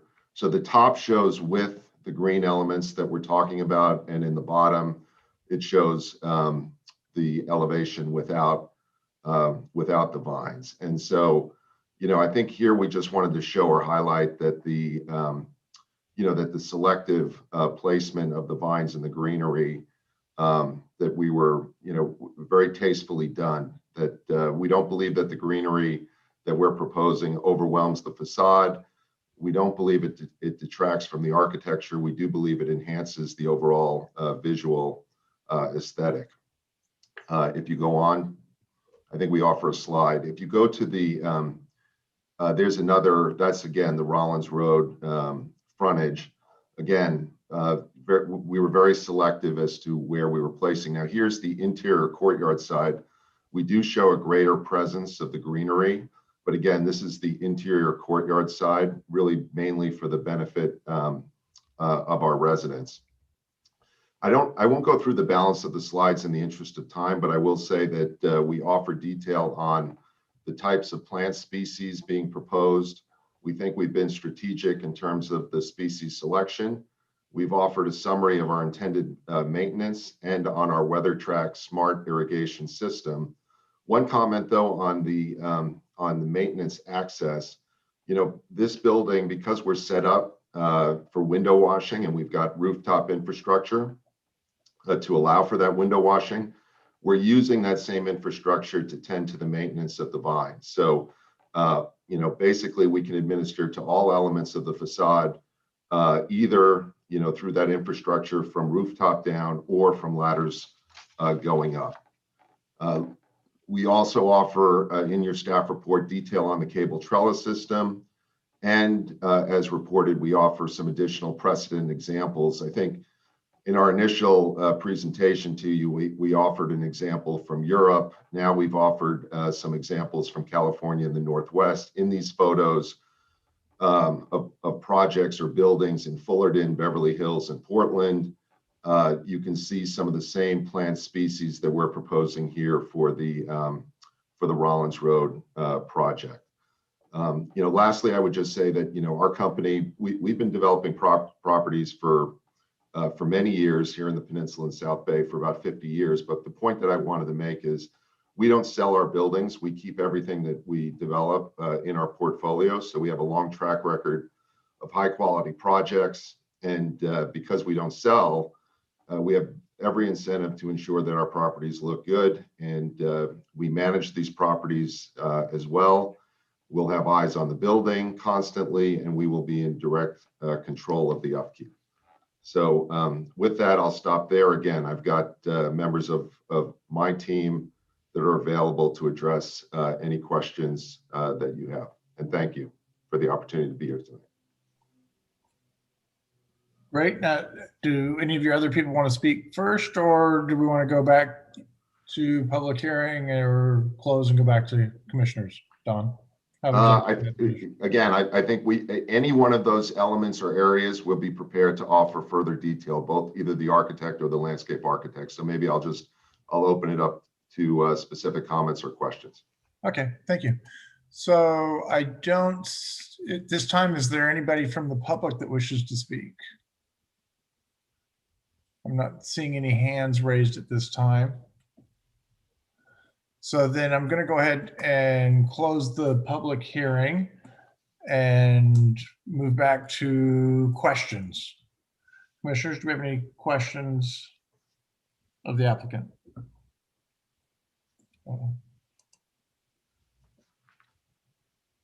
Not seeing any heads nodding. Okay.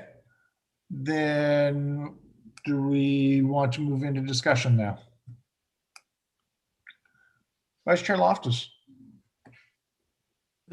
Yeah, I will say I'm very, very impressed with the thorough and robust response to our questions and our challenges to the design team.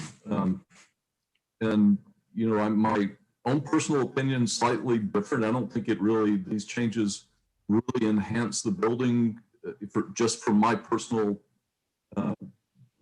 perspective, but you guys do, and I hope that it really does. And I like the plants, and I'm very impressed with the thorough and robust response. So I don't really have any questions at this point. Great. Thank you, sir. Commissioner Larios. Thank you, Mr. Chair.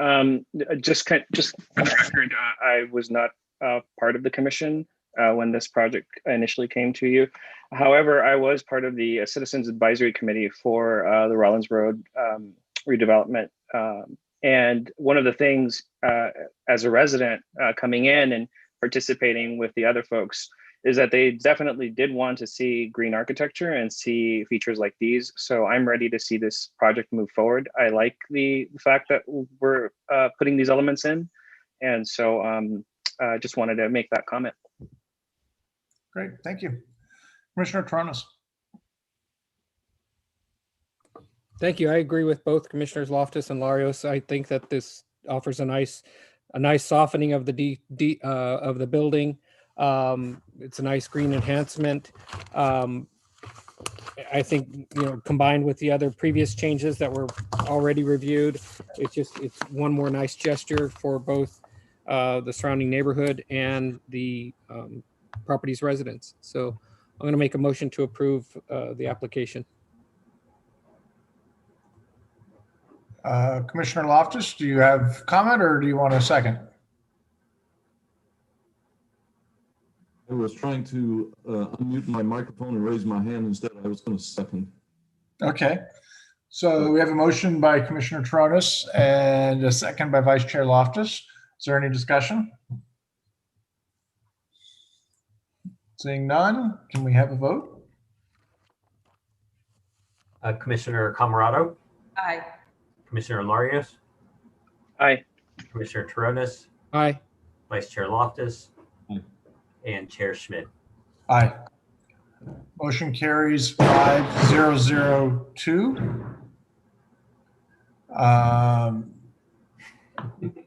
An action by the Planning Commission is appealable to the City Council within 10 days of the Planning Commission's actions. If the Planning Commission's action has not been appealed or called up for review by the City Council by 5 p.m. on the 10th day, the action becomes final.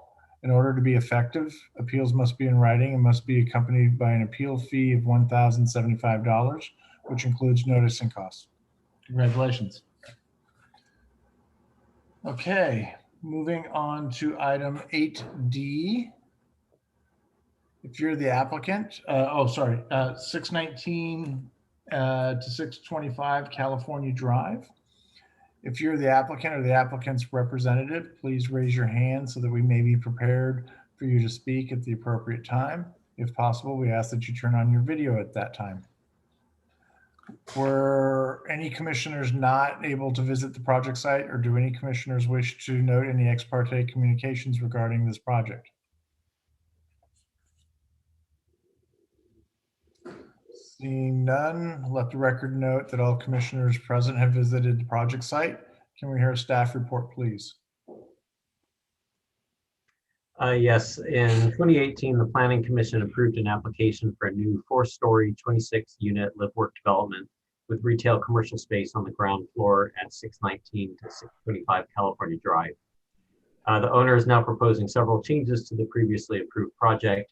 In summary, the changes to the project include changing the overall design and exterior materials, increasing the number of live-work units from 26 to 44, eliminating the retail space on the ground floor and instead incorporating a lobby, work share, co-working space, and conference room on the ground floor, and increasing the number of stories from 4 to 5. However, because of the changes to floor to ceiling heights, it would represent an increase in overall height of slightly less than 1 foot. The Planning Commission held a design review study meeting on November 9th of 2020 to consider the proposed amendment. The staff report outlines the changes to the project since that meeting, and the architect has also prepared a presentation. So in the interest of time, I will not go over those changes here.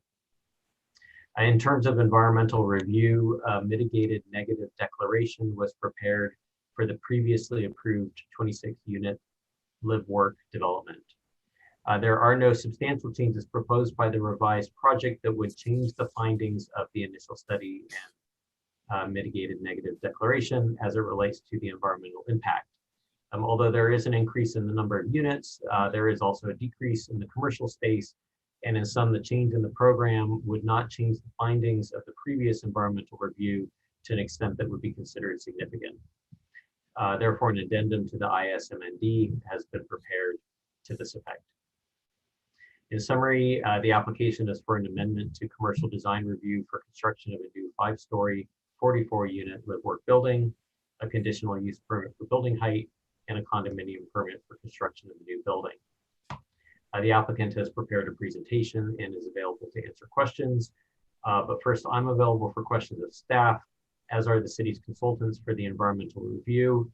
With us this evening is Elizabeth Johnson from First Carbon Solutions, who prepared the environmental study addendum, and also Gary Black from Hexagon, who prepared the traffic analysis. So at this point, any of us are available for questions. Great. Do we have any questions for staff at this time?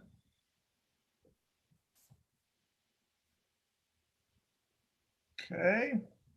Seeing none, I'm going to open up the public hearing. Would the applicant please come forward and state your name and anything else you would like to add about your project?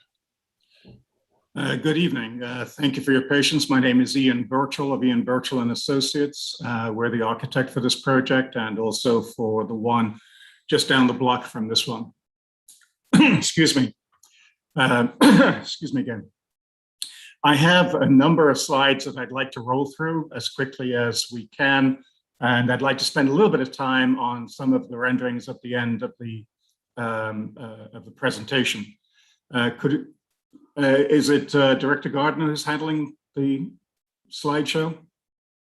Or anyway, I'll just say next slide. Okay, yep. I'm going to start now. Next slide, please. This is the immediate context and the site itself. Next slide, please. This is a roof site plan, and you can indicate the photovoltaics, a rear yard, and some street trees, which we'll talk about later. Next, please. The ground floor has a mechanical parking system to provide 44 parking spaces. The light blue purple areas are the work, share, conference, support facilities for the live work uses above. The entrance is on the corner, as you can see, with a trapezoidal lobby. Next, please. Typical floor level until we get to the top floors. These are 1-bedroom live work lofts with outdoor space. Next slide, please. And again, next slide. And again, next slide. Okay, so we're on the 5th floor here, and this is where the 5th floor is being pulled back from the perimeter of the building, reducing the mass on the sidewalk and to the rear yard. The patio deck areas and terraces that we're showing are facing California. Deference to the residential project that's adjacent to us to the southwest, excuse me. We've not put any decks on that portion of the roof. Next, please. Again, butterfly roof with photovoltaics. Next, please. We have renderings a lot clearer to watch in this, but I'll just say that our cladding system is a rain screen system. And I'm sure you've heard by now what a rain screen is, but I'll just repeat. It's basically an internally drained, open, jointed panel system on clips and furring. Next, please. This is the main elevation to California. Next, please. Section showing the butterfly roof and the triple stack of parking. Next, please. Longitudinal section, next, please.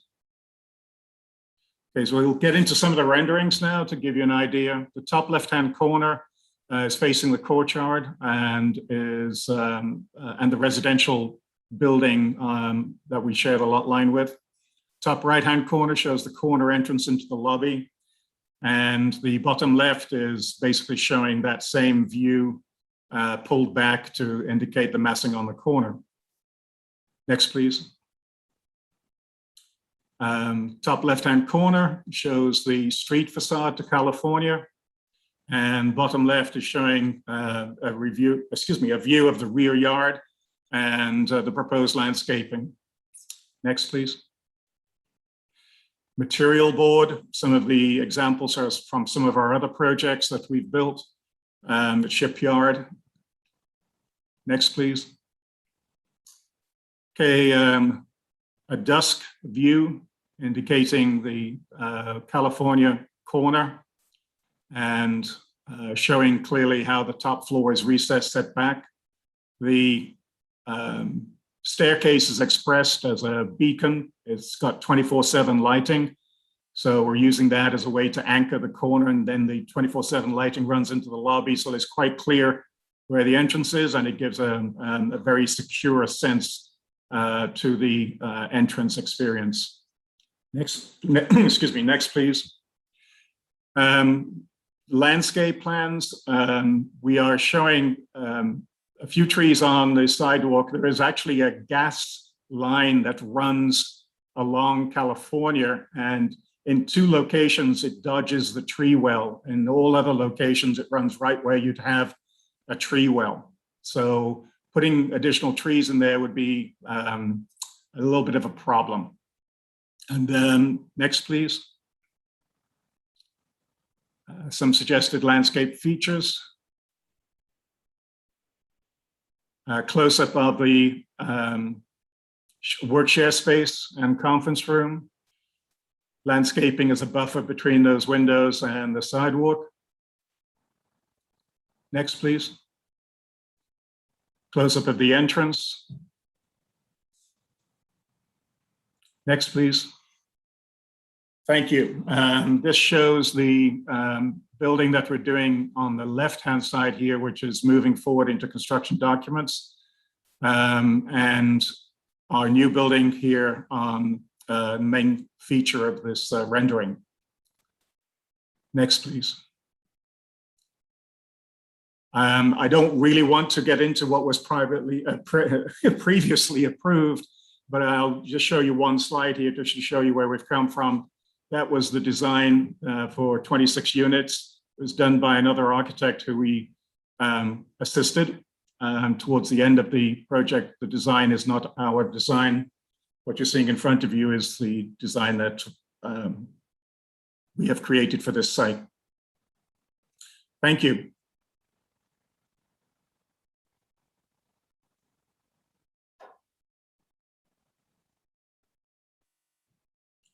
Stunned silence. Sorry, lost my unmute button. Is there? And here I was with my fingers crossed. No, I was just trying to some suspense for you. That's all. So, is there anyone else from your group that wishes to speak at this time, or should we move on to questions?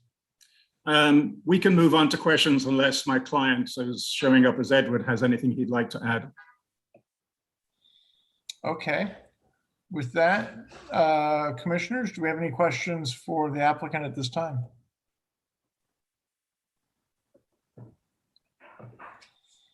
Okay, then I do. Oh, Vice Chair Loftus. I was slow to the button. Did you consider, there was on California, I didn't quite follow the story about the gas line and the interface with the how it impinged on potential tree locations. Did I understand that right? You can't plant because there's a gas line there?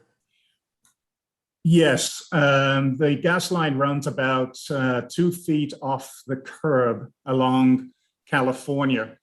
And that basically has it running through any new proposed tree well and would require relocation, frankly, of the gas line if we're going to add additional trees. It shows up on the survey. Now, the two trees that are on that sidewalk, the gas line was actually routed around those trees and brought in closer to the building. So they're actually created space for those two trees. So the question, good, that helps me a lot. The question then is, have you considered, or might you consider using those two trees that you can plant in the ground to bracket some smaller trees in pots? There are places in the city that I can see in my mind's eye that have above ground trees planted in pots, and they're not insubstantial they have a substantial presence on the street. So it seems to me that, that would be something to consider. Well, I'd like to say that great minds think alike, because I was thinking that, honest to God, this afternoon, I was thinking, well, we could propose that, but I didn't have any way of checking if that was going to be acceptable in the city. So I will commit to investigating that to see if that is something that we can create and add to the street, because it needs a little more. Yeah, I think it would be worth it. And a potted tree can always be moved, just have to have the right equipment. That's right. Well, there is one slight problem with that. It's not a big problem, but it's the irrigation that you're required to provide to the potted tree. So that's something that we can work out. We'd have some disconnects and stuff like that. But in my opinion, it's physically doable. I just need to make sure that it's something that we can get approval and support from the city. And I just didn't have time to dig into it. Yeah, and the only other comment I had was the very last rendering. I had the sense that we saw a rendering of a very low probability event, which was a whole bunch of cars in front of your building, and they were all exactly the same color. So I was just marveling over that. More questions. I've got no comment to that. Thank you. Any other questions for the applicant? Okay, so I had a couple. Sequencing of the two projects. Is it the intention that they will both happen simultaneously as far as their construction? What happens to that block? Well, let me answer the first part of your question, which is the two buildings will be built sequentially. The one that is, which we refer to as Burlingame 2, which is not the building in front of you today. We are pretty close to completing the construction documents, and the client is looking to start construction next year after we get building permit approval. And then he'll swing to the project that's in front of you tonight to start that one. Okay. That kind of leads into my questions of kind of the block as a whole and how much work is being coordinated with Public Works relative to the sidewalks, the gutters, and everything along that entire block. Parking, loading zones, etc., in coordination, because now you're a much bigger presence on the block as a whole. Yes, I actually don't have much in the way of any answers on that, because I haven't really looked at the civil engineering aspects, the design and the street and sidewalk. I think you've got a good point, and I think it's something that we should take a look at and build a strategy that we can review with the city, and make sure that you're comfortable with how we're proposing to develop the block. Okay, thank you. Anyone else? Okay, do we have any members of the public that wish to speak at this time? Looks like we have one. Ms. Pfaff?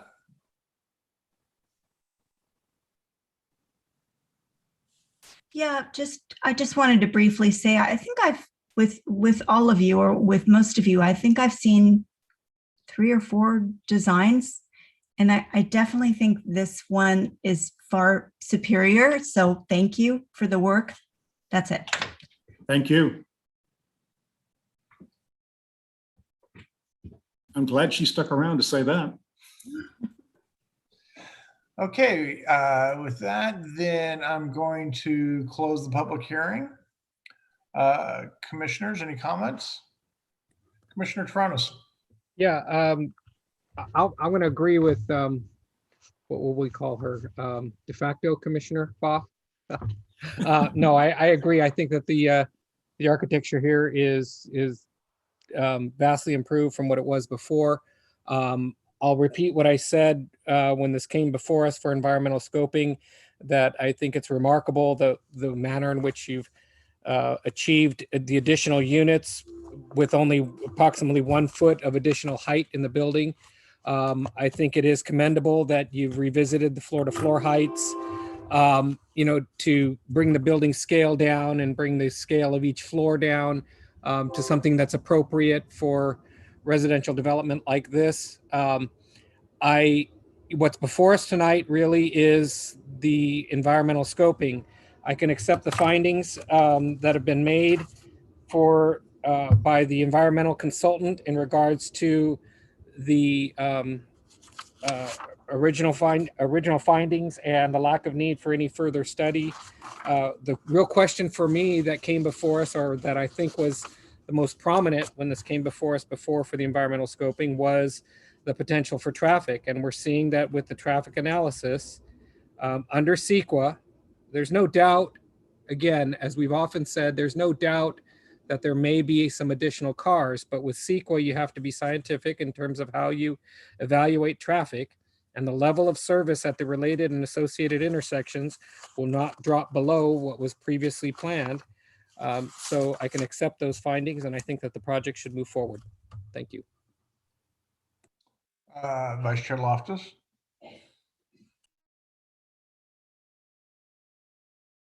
You're on mute.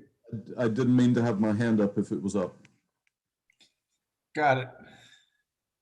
Okay. So any other comments at this point? No? Okay, then I wanted to say thank you for the presentation and some of the answering to my questions.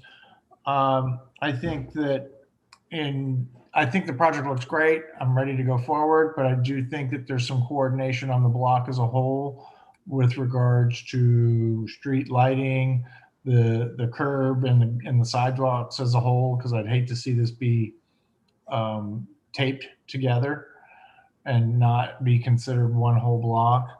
And the idea of understanding delivery zone and pickups for ride shares and things. I mean, they're nice projects. They're in a nice spot, but they're also in dense areas and where we do have some traffic. So I think that those things should be coordinated so that it's successful downstream. That's it for me. Do we have a motion? Actually, through the chair, there's just to advise the commission, you'll see that there's 2 resolutions in the staff report. The first is for the environmental review, which touches on Commissioner Taronis's comments. The second resolution is for the project entitlements itself. So we would advise that the environmental one go first, and then the project, whichever way is decided, will go second. Okay. With that. So, Mr. Chair. Yes, sir. I'll make a motion if you don't mind. I would. Okay. You would mind, or is it okay? I would like you to. I'll make a motion to approve the mitigated negative declaration as defined in the staff report and the report from First Carbon Solutions as attached to our staff report. That's a fine motion. I'll go ahead and second that. Is there any discussion? Seeing none, let's move forward with a vote. We do a roll call. Commissioner Camarado. Aye. Commissioner Larios. Aye. Commissioner Taronis. Aye. Vice Chair Loftus. Aye. And Chair Schmidt. Aye. Motion carries 5002.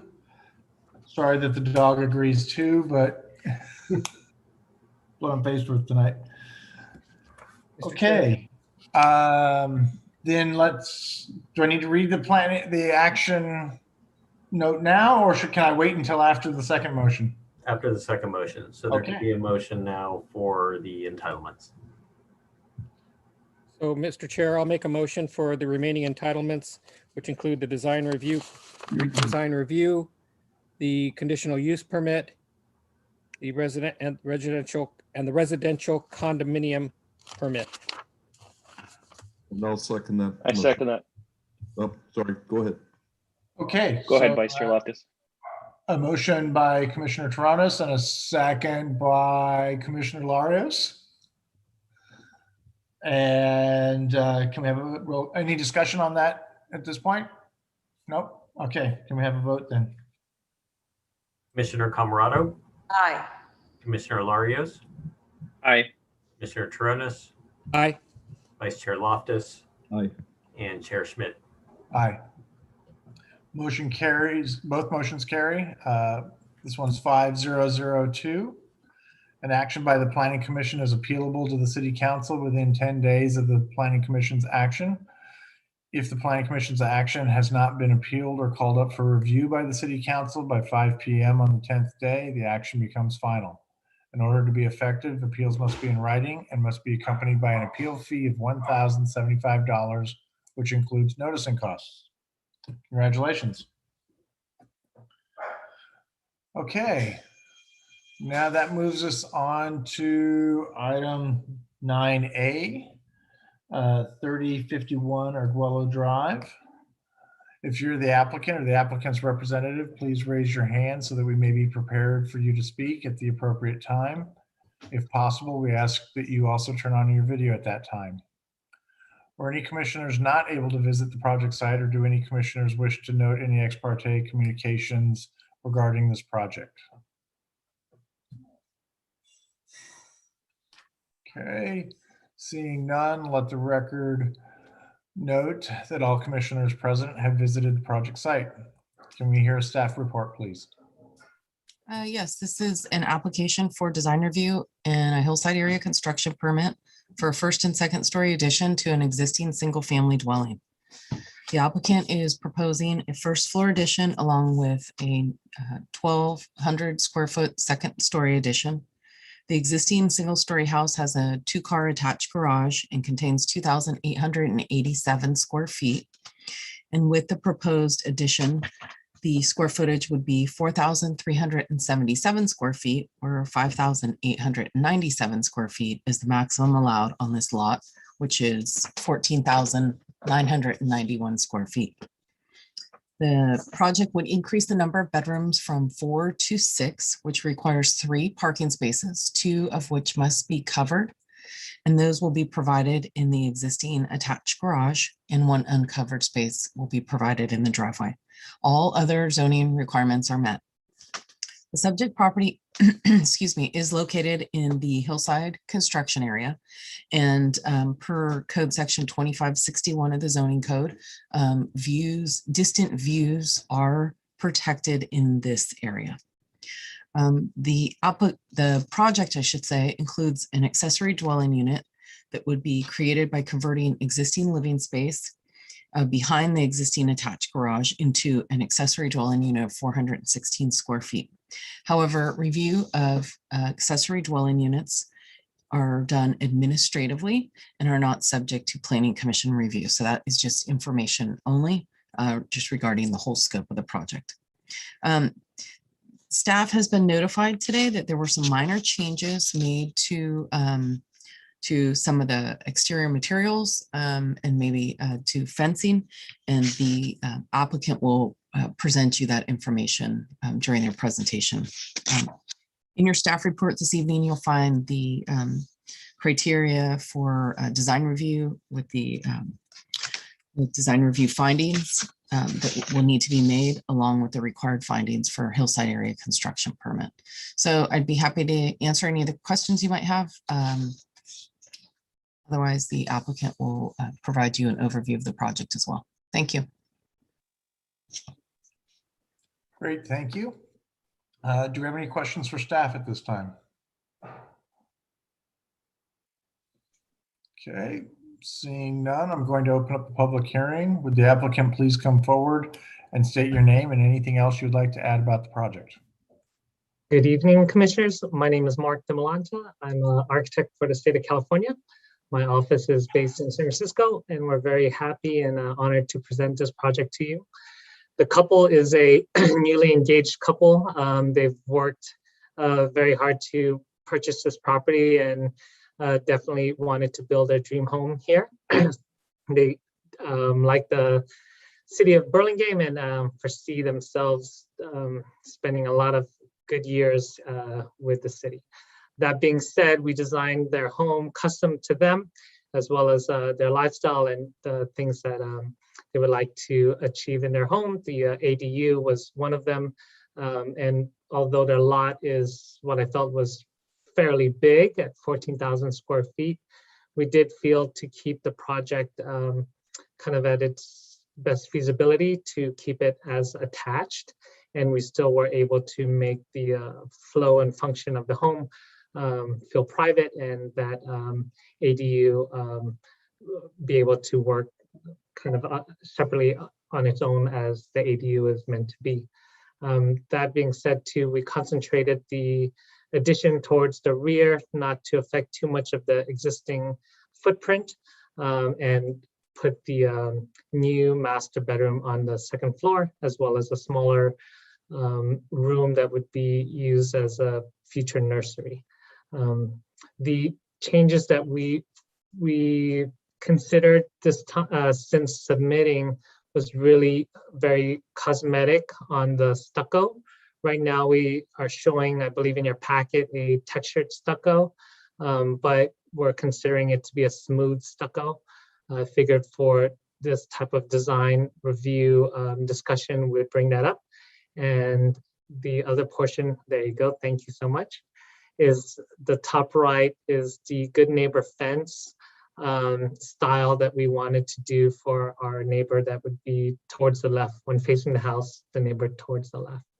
Other than that, we wanted to keep the house fairly consistent with what's there now, keeping the lower portion, a lot of the elements of the lower portion of the home as they are, and then adding just more prominent entry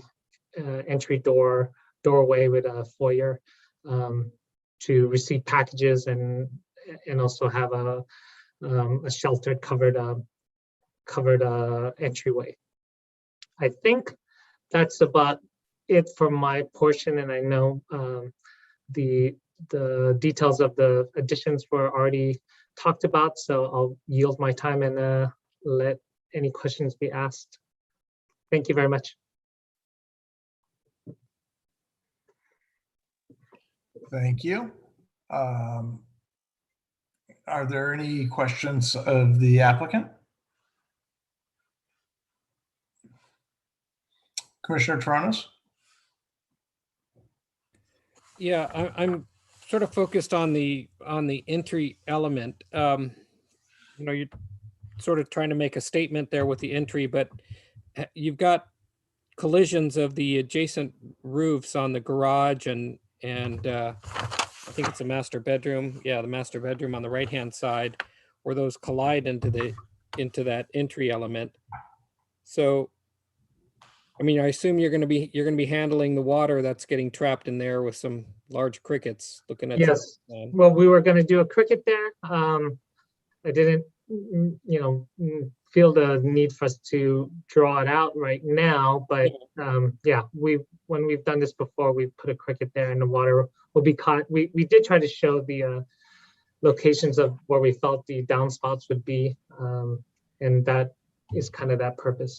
Yeah, I mean, you end up specifically with kind of an awkward one where the gutter from the garage, sliding back, runs into the sill in that corner of the fixed transom that you have over the doors. Yeah. It's going to be awkward. You got to either cut that back or, I guess to ask this as a question, were there other entry elements that you looked at or other ways, for a typical ranch house, is rather low slung entry that, has a porch that's just kind of humble. You walk in up some steps and the porch columns and under a eave that is aligned, etc. Did you look at other possibilities for this entry? Yes, we did. We like this one, and I definitely understand your point, but I feel what we were going to do is maybe adjust the height of that the width of that transom as we get into it more. But what we did like about this is it accomplishes a lot of functionality, where we did want to have what they call an access locker for packages to be delivered towards to the garage. And then also have a place in case they need to tuck in packages. That's kind of been a lot of the issues, with living at home these days, is to make sure that there's a place for that, for those type of things. Okay, thank you. Thank you. Okay. Any other questions at this time? Seeing none, I do see a member of the public with their hand raised. Oh. Well, I did. That might be the owner, and I just asked her if she wanted to say something. She could definitely raise her hand. Oh, there you go. Hi, this is actually the downhill neighbor, 3043 Arguello. And I had questions. You mentioned a good neighbor fence. Can you please talk about that and how you're going to protect the hill and what needs to be done to the foundations and how that's going to affect the hill down to our property? Sure. The good neighbor fence is a fence that has a finish on both sides. I think it's kind of a nickname for the fence. I don't believe it's a formal name, but if the picture, there was a picture showing what we intended a little bit earlier. That's what we meant by the good neighbor fence. The foundation, as we talked about, we added the addition. The addition will be towards the rear, which is roughly about 7 feet away from the property. From the property line. So with that being said, there shouldn't be any effect to the foundation. Thank you very much for that slide showing the good neighbor fence. The foundation should not be affected in terms of anything going past your side at all, because what we imagine this will be a standard footing that is all on our the flat portion of the rear yard, and we stayed away from any sort of hillside issues. Okay, and the and there's no. It looked like it's all going to be on the flat. You're not going down into the canyon at all. No. Okay. Yeah. And what are the silt and sediment controls and water controls while you're doing construction to prevent that going onto our property? We have and I believe the city of Burlingame has their own requirements, so we follow those.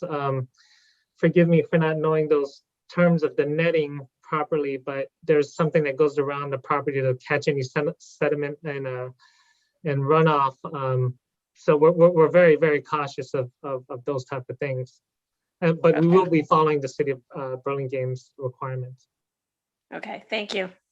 Thank you. Ms. Fav?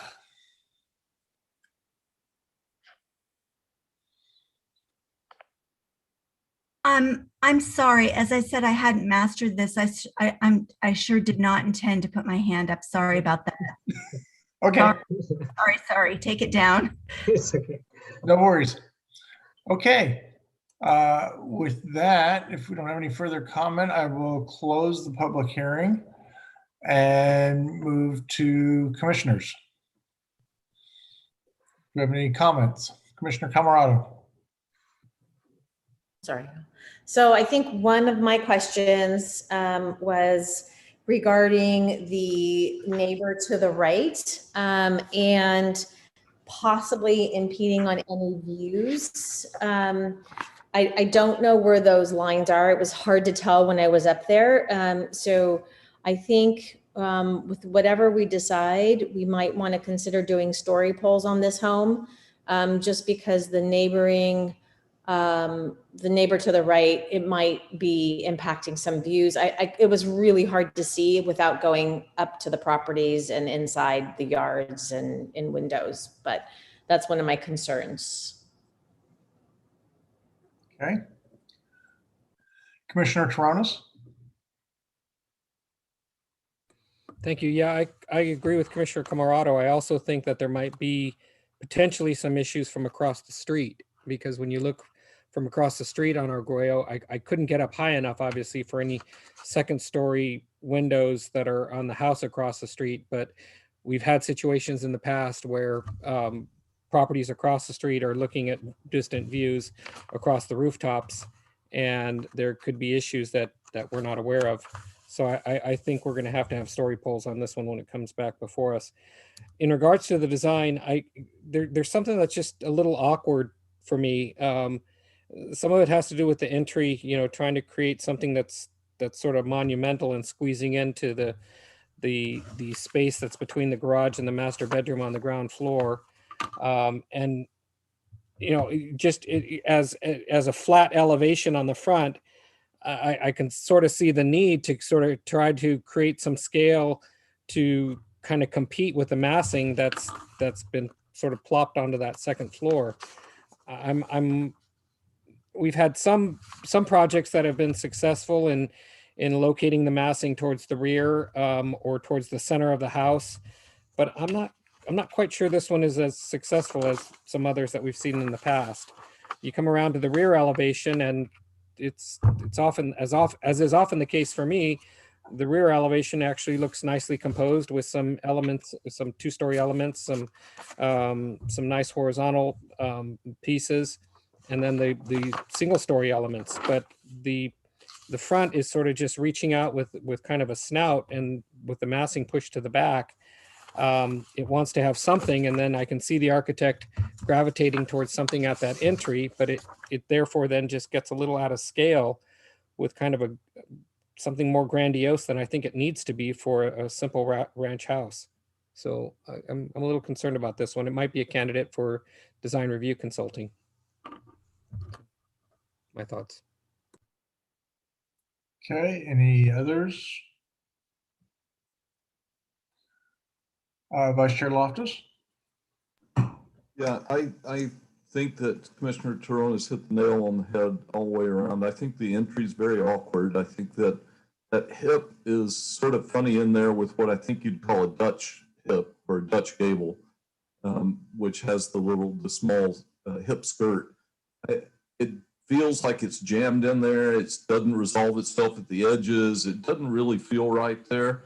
And I think that shoving the mass to the back has got more problems, exactly as Commissioner Toronis says, than many of the projects that have done this before. Some of them are successful. It's generally not a successful ploy. And the front elevation seems to make sense when you look at it as though it were flat. It's composed well when it's flat, but it's not flat because the upper floor mass is sitting way at the back. So I do think this is a good candidate for design review. I think that there's some opportunities here that have been missed, and to design the front porch around the functionality of the package delivery seems mistaken, right? I think it's led to places that was the reasoning given for what happened.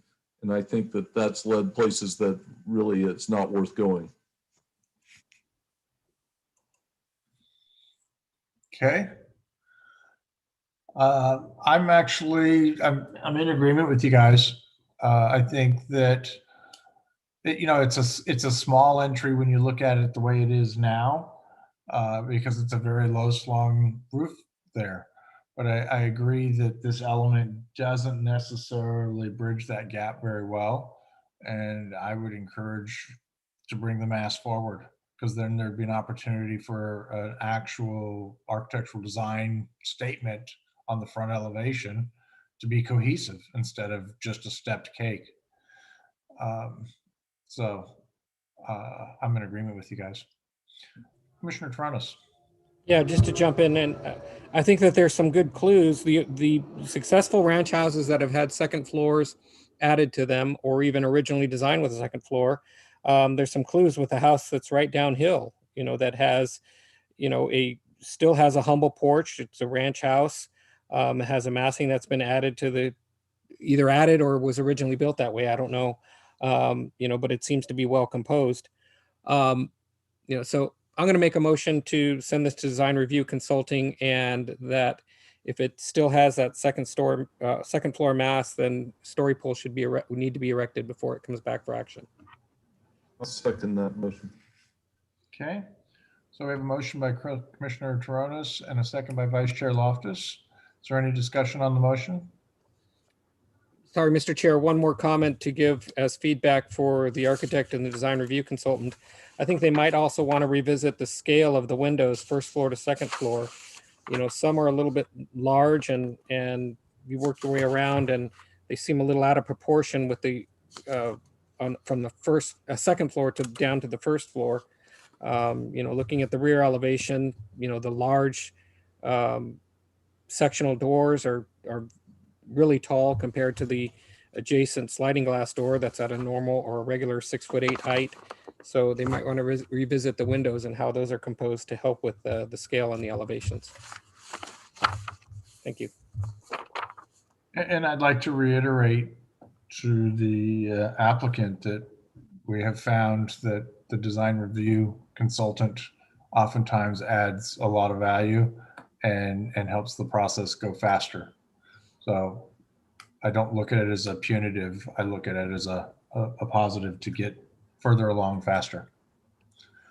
So with that, we have a motion by Commissioner Tronis, a second by Vice Chair Loftus. And can we have a vote, please? Commissioner Camarado, Aye. Commissioner Larios, Aye.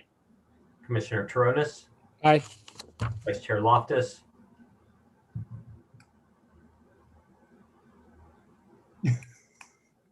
Vice Chair Loftus. Aye. Thank you. And Chair Schmidt. Aye. Motion carries 5002. And that's it for that. So moving on then to item 9B, 1365 Vancouver Avenue. Let's see, will the applicant please, raise your hand so that we will be prepared to speak with you at the appropriate time. If possible, we ask that you also turn on your video at that time. Were any commissioners not able to visit the project site, or do any commissioners wish to note any ex parte communications regarding this project? Great. Let the record note that all commissioners present have visited the site. Can we hear a staff report, please? Yes, the applicant is proposing to replace the existing one-story single-family dwelling and detached garage at 1365 Vancouver Avenue with a new two-story single-family dwelling and detached garage. The applicant is requesting a special permit for the proposed building height of 32 feet, where a special permit is required for a height greater than 30 feet. Staff would note that the lot slopes upwards by approximately 8 feet from front to rear, and that the proposed finished floor of the house is 7 feet 6 inches above the top of curb. The project includes an accessory dwelling unit, but as with other applications, review of the ADU application is administrative only and is not reviewed by the Planning Commission. Staff has determined that the ADU complies with the ADU ordinance. In summary, the applicant is requesting design review for a new two-story single-family dwelling and detached garage, and a special permit for building height, 32 feet proposed where 30 feet is the maximum allowed, and a special permit is required for heights between 30 feet and 36 feet. The applicant is in attendance, but first I'm available for questions of staff. Great. Do we have any questions for staff? Seeing none, then I'm going to open up the public hearing. Would the applicant please come forward, state your name and anything else you'd like to add about the project? Hi, James Chu, Chu Design Associates. Well, thanks for having me. This is a very straightforward project, as you can see. It is a spec home, and we are proposing a small junior ADU attached to the garage. A special permit for the building height is very clear that it actually is very typical for a site that slope up from the sidewalk. I really don't have anything to add. I'd like to hear your comments, suggestions. Since it's design review hearing, so. Okay, thank you, James. Vice Chair Loftus? Yeah, I really only have one question. Is the proposed stucco sort of posts at the second floor deck in the front, is that a drafting error, or is that really supposed to be stucco? Actually, that was intentional. The design with the balcony. Apparently, there's actually some bay view from second story. So the client would like to, obviously take advantage of that and design so the master is at the front for the balcony that can enjoy the view. But what's the thinking behind the stucco? I mean, the rest of the building. The stucco.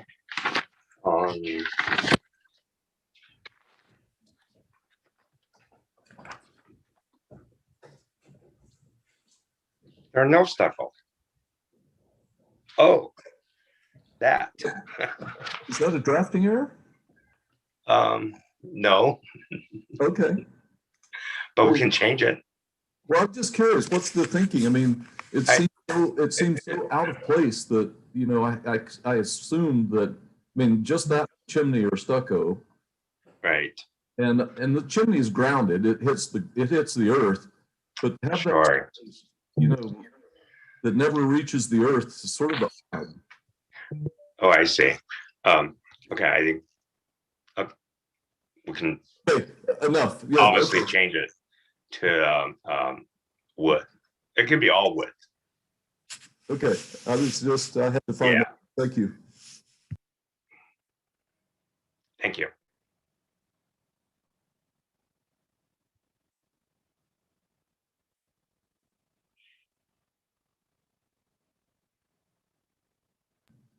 Chair Smith, you're muted. We haven't been hearing anything. There we go. Sorry.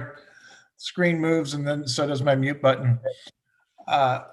Question about the roof on the garage and coming up on the back from the back property line as opposed to being a straight gable all the way back. It makes for a different view on the side. Is there a reason that you're doing that as opposed to doing the gable all the way to the end? I'm not 100% sure, but I believe even on this accessory structure, that still need to comply with the declining height envelope. Okay. And that's probably the reason we slope that. And that was what I thought might be happening on that? Yes. Okay. And then with the ADU, it's a pretty small footprint in there? Correct. Has anybody put a bed in there yet? Well, quite frankly, originally we came in as a workshop with half bath. And because of the half bath, we are requested to apply for conditional use permit, which costs about $4,000, I guess. So I recommend the client to come in with the junior ADU, which will save $4,000, and we can actually put a full bath. And so the intention is not to rent or actually have a sleeping bedroom. I think it's for someone actually wants to work, remotely at home. They can have a place to work outside of their house. That's all. Okay. That's honest answer. Okay. Okay, I've lost my participant. There they are. Commissioner Toronis, are you waiting for me to close the public hearing, or you have a further question? I have a question of okay, James. So James, I'm kind of zeroing in on the porch, similar to the application that you had before us last meeting. I'm looking at the flat roof on the porch, acting as sort of a podium for that second floor, and I kind of lose the logic when I come around to the left elevation, because that flat portico, engages that elevation, and it doesn't allow that porch to finish itself. So I think it might be more successful to look like it was originally a porch with a flat roof like you're intending. If again, perhaps maybe you just have a second column or a pilaster that's engaged.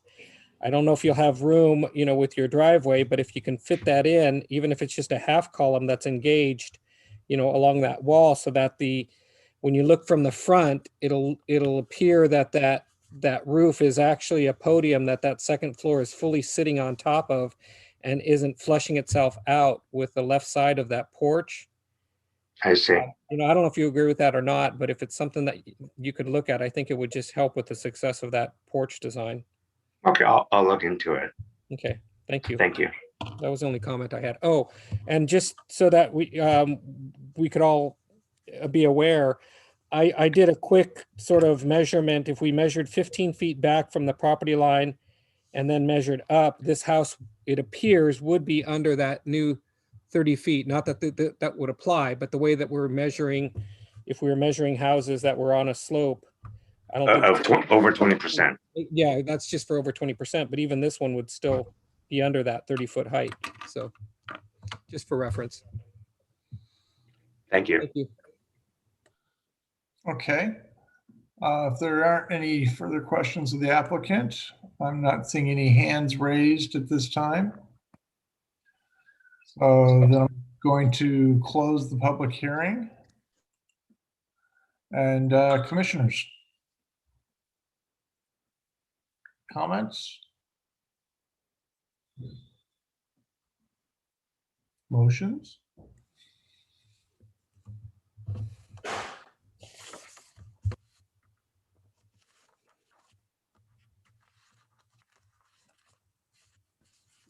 Oh, Commissioner Toronis? Yeah, I think it's a nice project. The only thing that's before us is the design review and the special permit for height. I can support the special permit for height. It's a similar condition that we've seen in the past.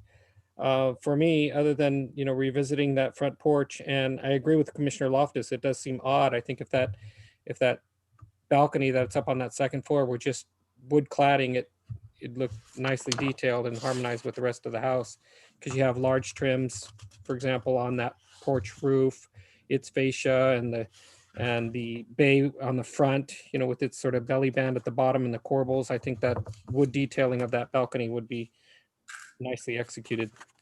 So I think it's a good project and should move forward. Great.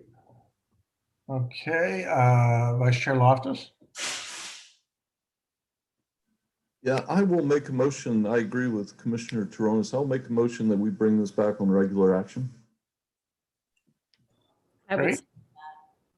Okay, so we have a motion. And with the approval, I'm sorry, I guess I should say with approval for the conditional for the height. Okay, So we have a motion by Vice Chair Loftus and a second by Commissioner Camerado. Is there any further discussion? No? Okay, let's have a vote. Commissioner Camerado, Aye. Commissioner Larios, Aye. Commissioner Taronis, Aye. Vice Chair Loftus, Aye. and Chair Schmidt. Aye. Motion passes 5002. And congratulations. So now moving on to agenda item number 10, Commissioners' reports. I'm not seeing any on the agenda. Therefore, moving on to agenda item number 11, Directors' reports. Thank you. Just a couple of items. The first is if you have been in parking lot E, which is next to the former post office. Lately, you'll see signs have been posted announcing that that parking lot will close within 60 days to allow the beginning of the construction of the 220 Park Road project. That project is moving forward and they'll be ready to start moving pieces around, starting with moving the lobby and the wings over into the parking lot and into the street somewhere around 60 days or thereabouts. We do have a web page and there's a QR code on the sign. So people, if they're wondering where should they park or what's going on, we're trying to provide all the information, the kinds of questions that people would be asking. And there's also links to the project page and to the town square page. So people can look there as well. Other item is provided all the regulations that are going on right now and the governor's orders stay in place, we will be back to an in-person planning commission meeting for the October 12th meeting. The current executive order for allowing the Zoom only meetings expires on September 30th. So council will go back in the first meeting of October and same with the planning commission. We are looking at a hybrid model for the public. I think we found that there are some benefits to the Zoom, particularly for the public. They can kind of wait until their item comes up. It's also great for consultants that don't need to make the trip all the way to City Hall and wait for their item. Commissioners and staff will be expected to be in person, so we will all plan to see you, provided everything goes as it should, in person on October 12th. Those were the director's reports I had.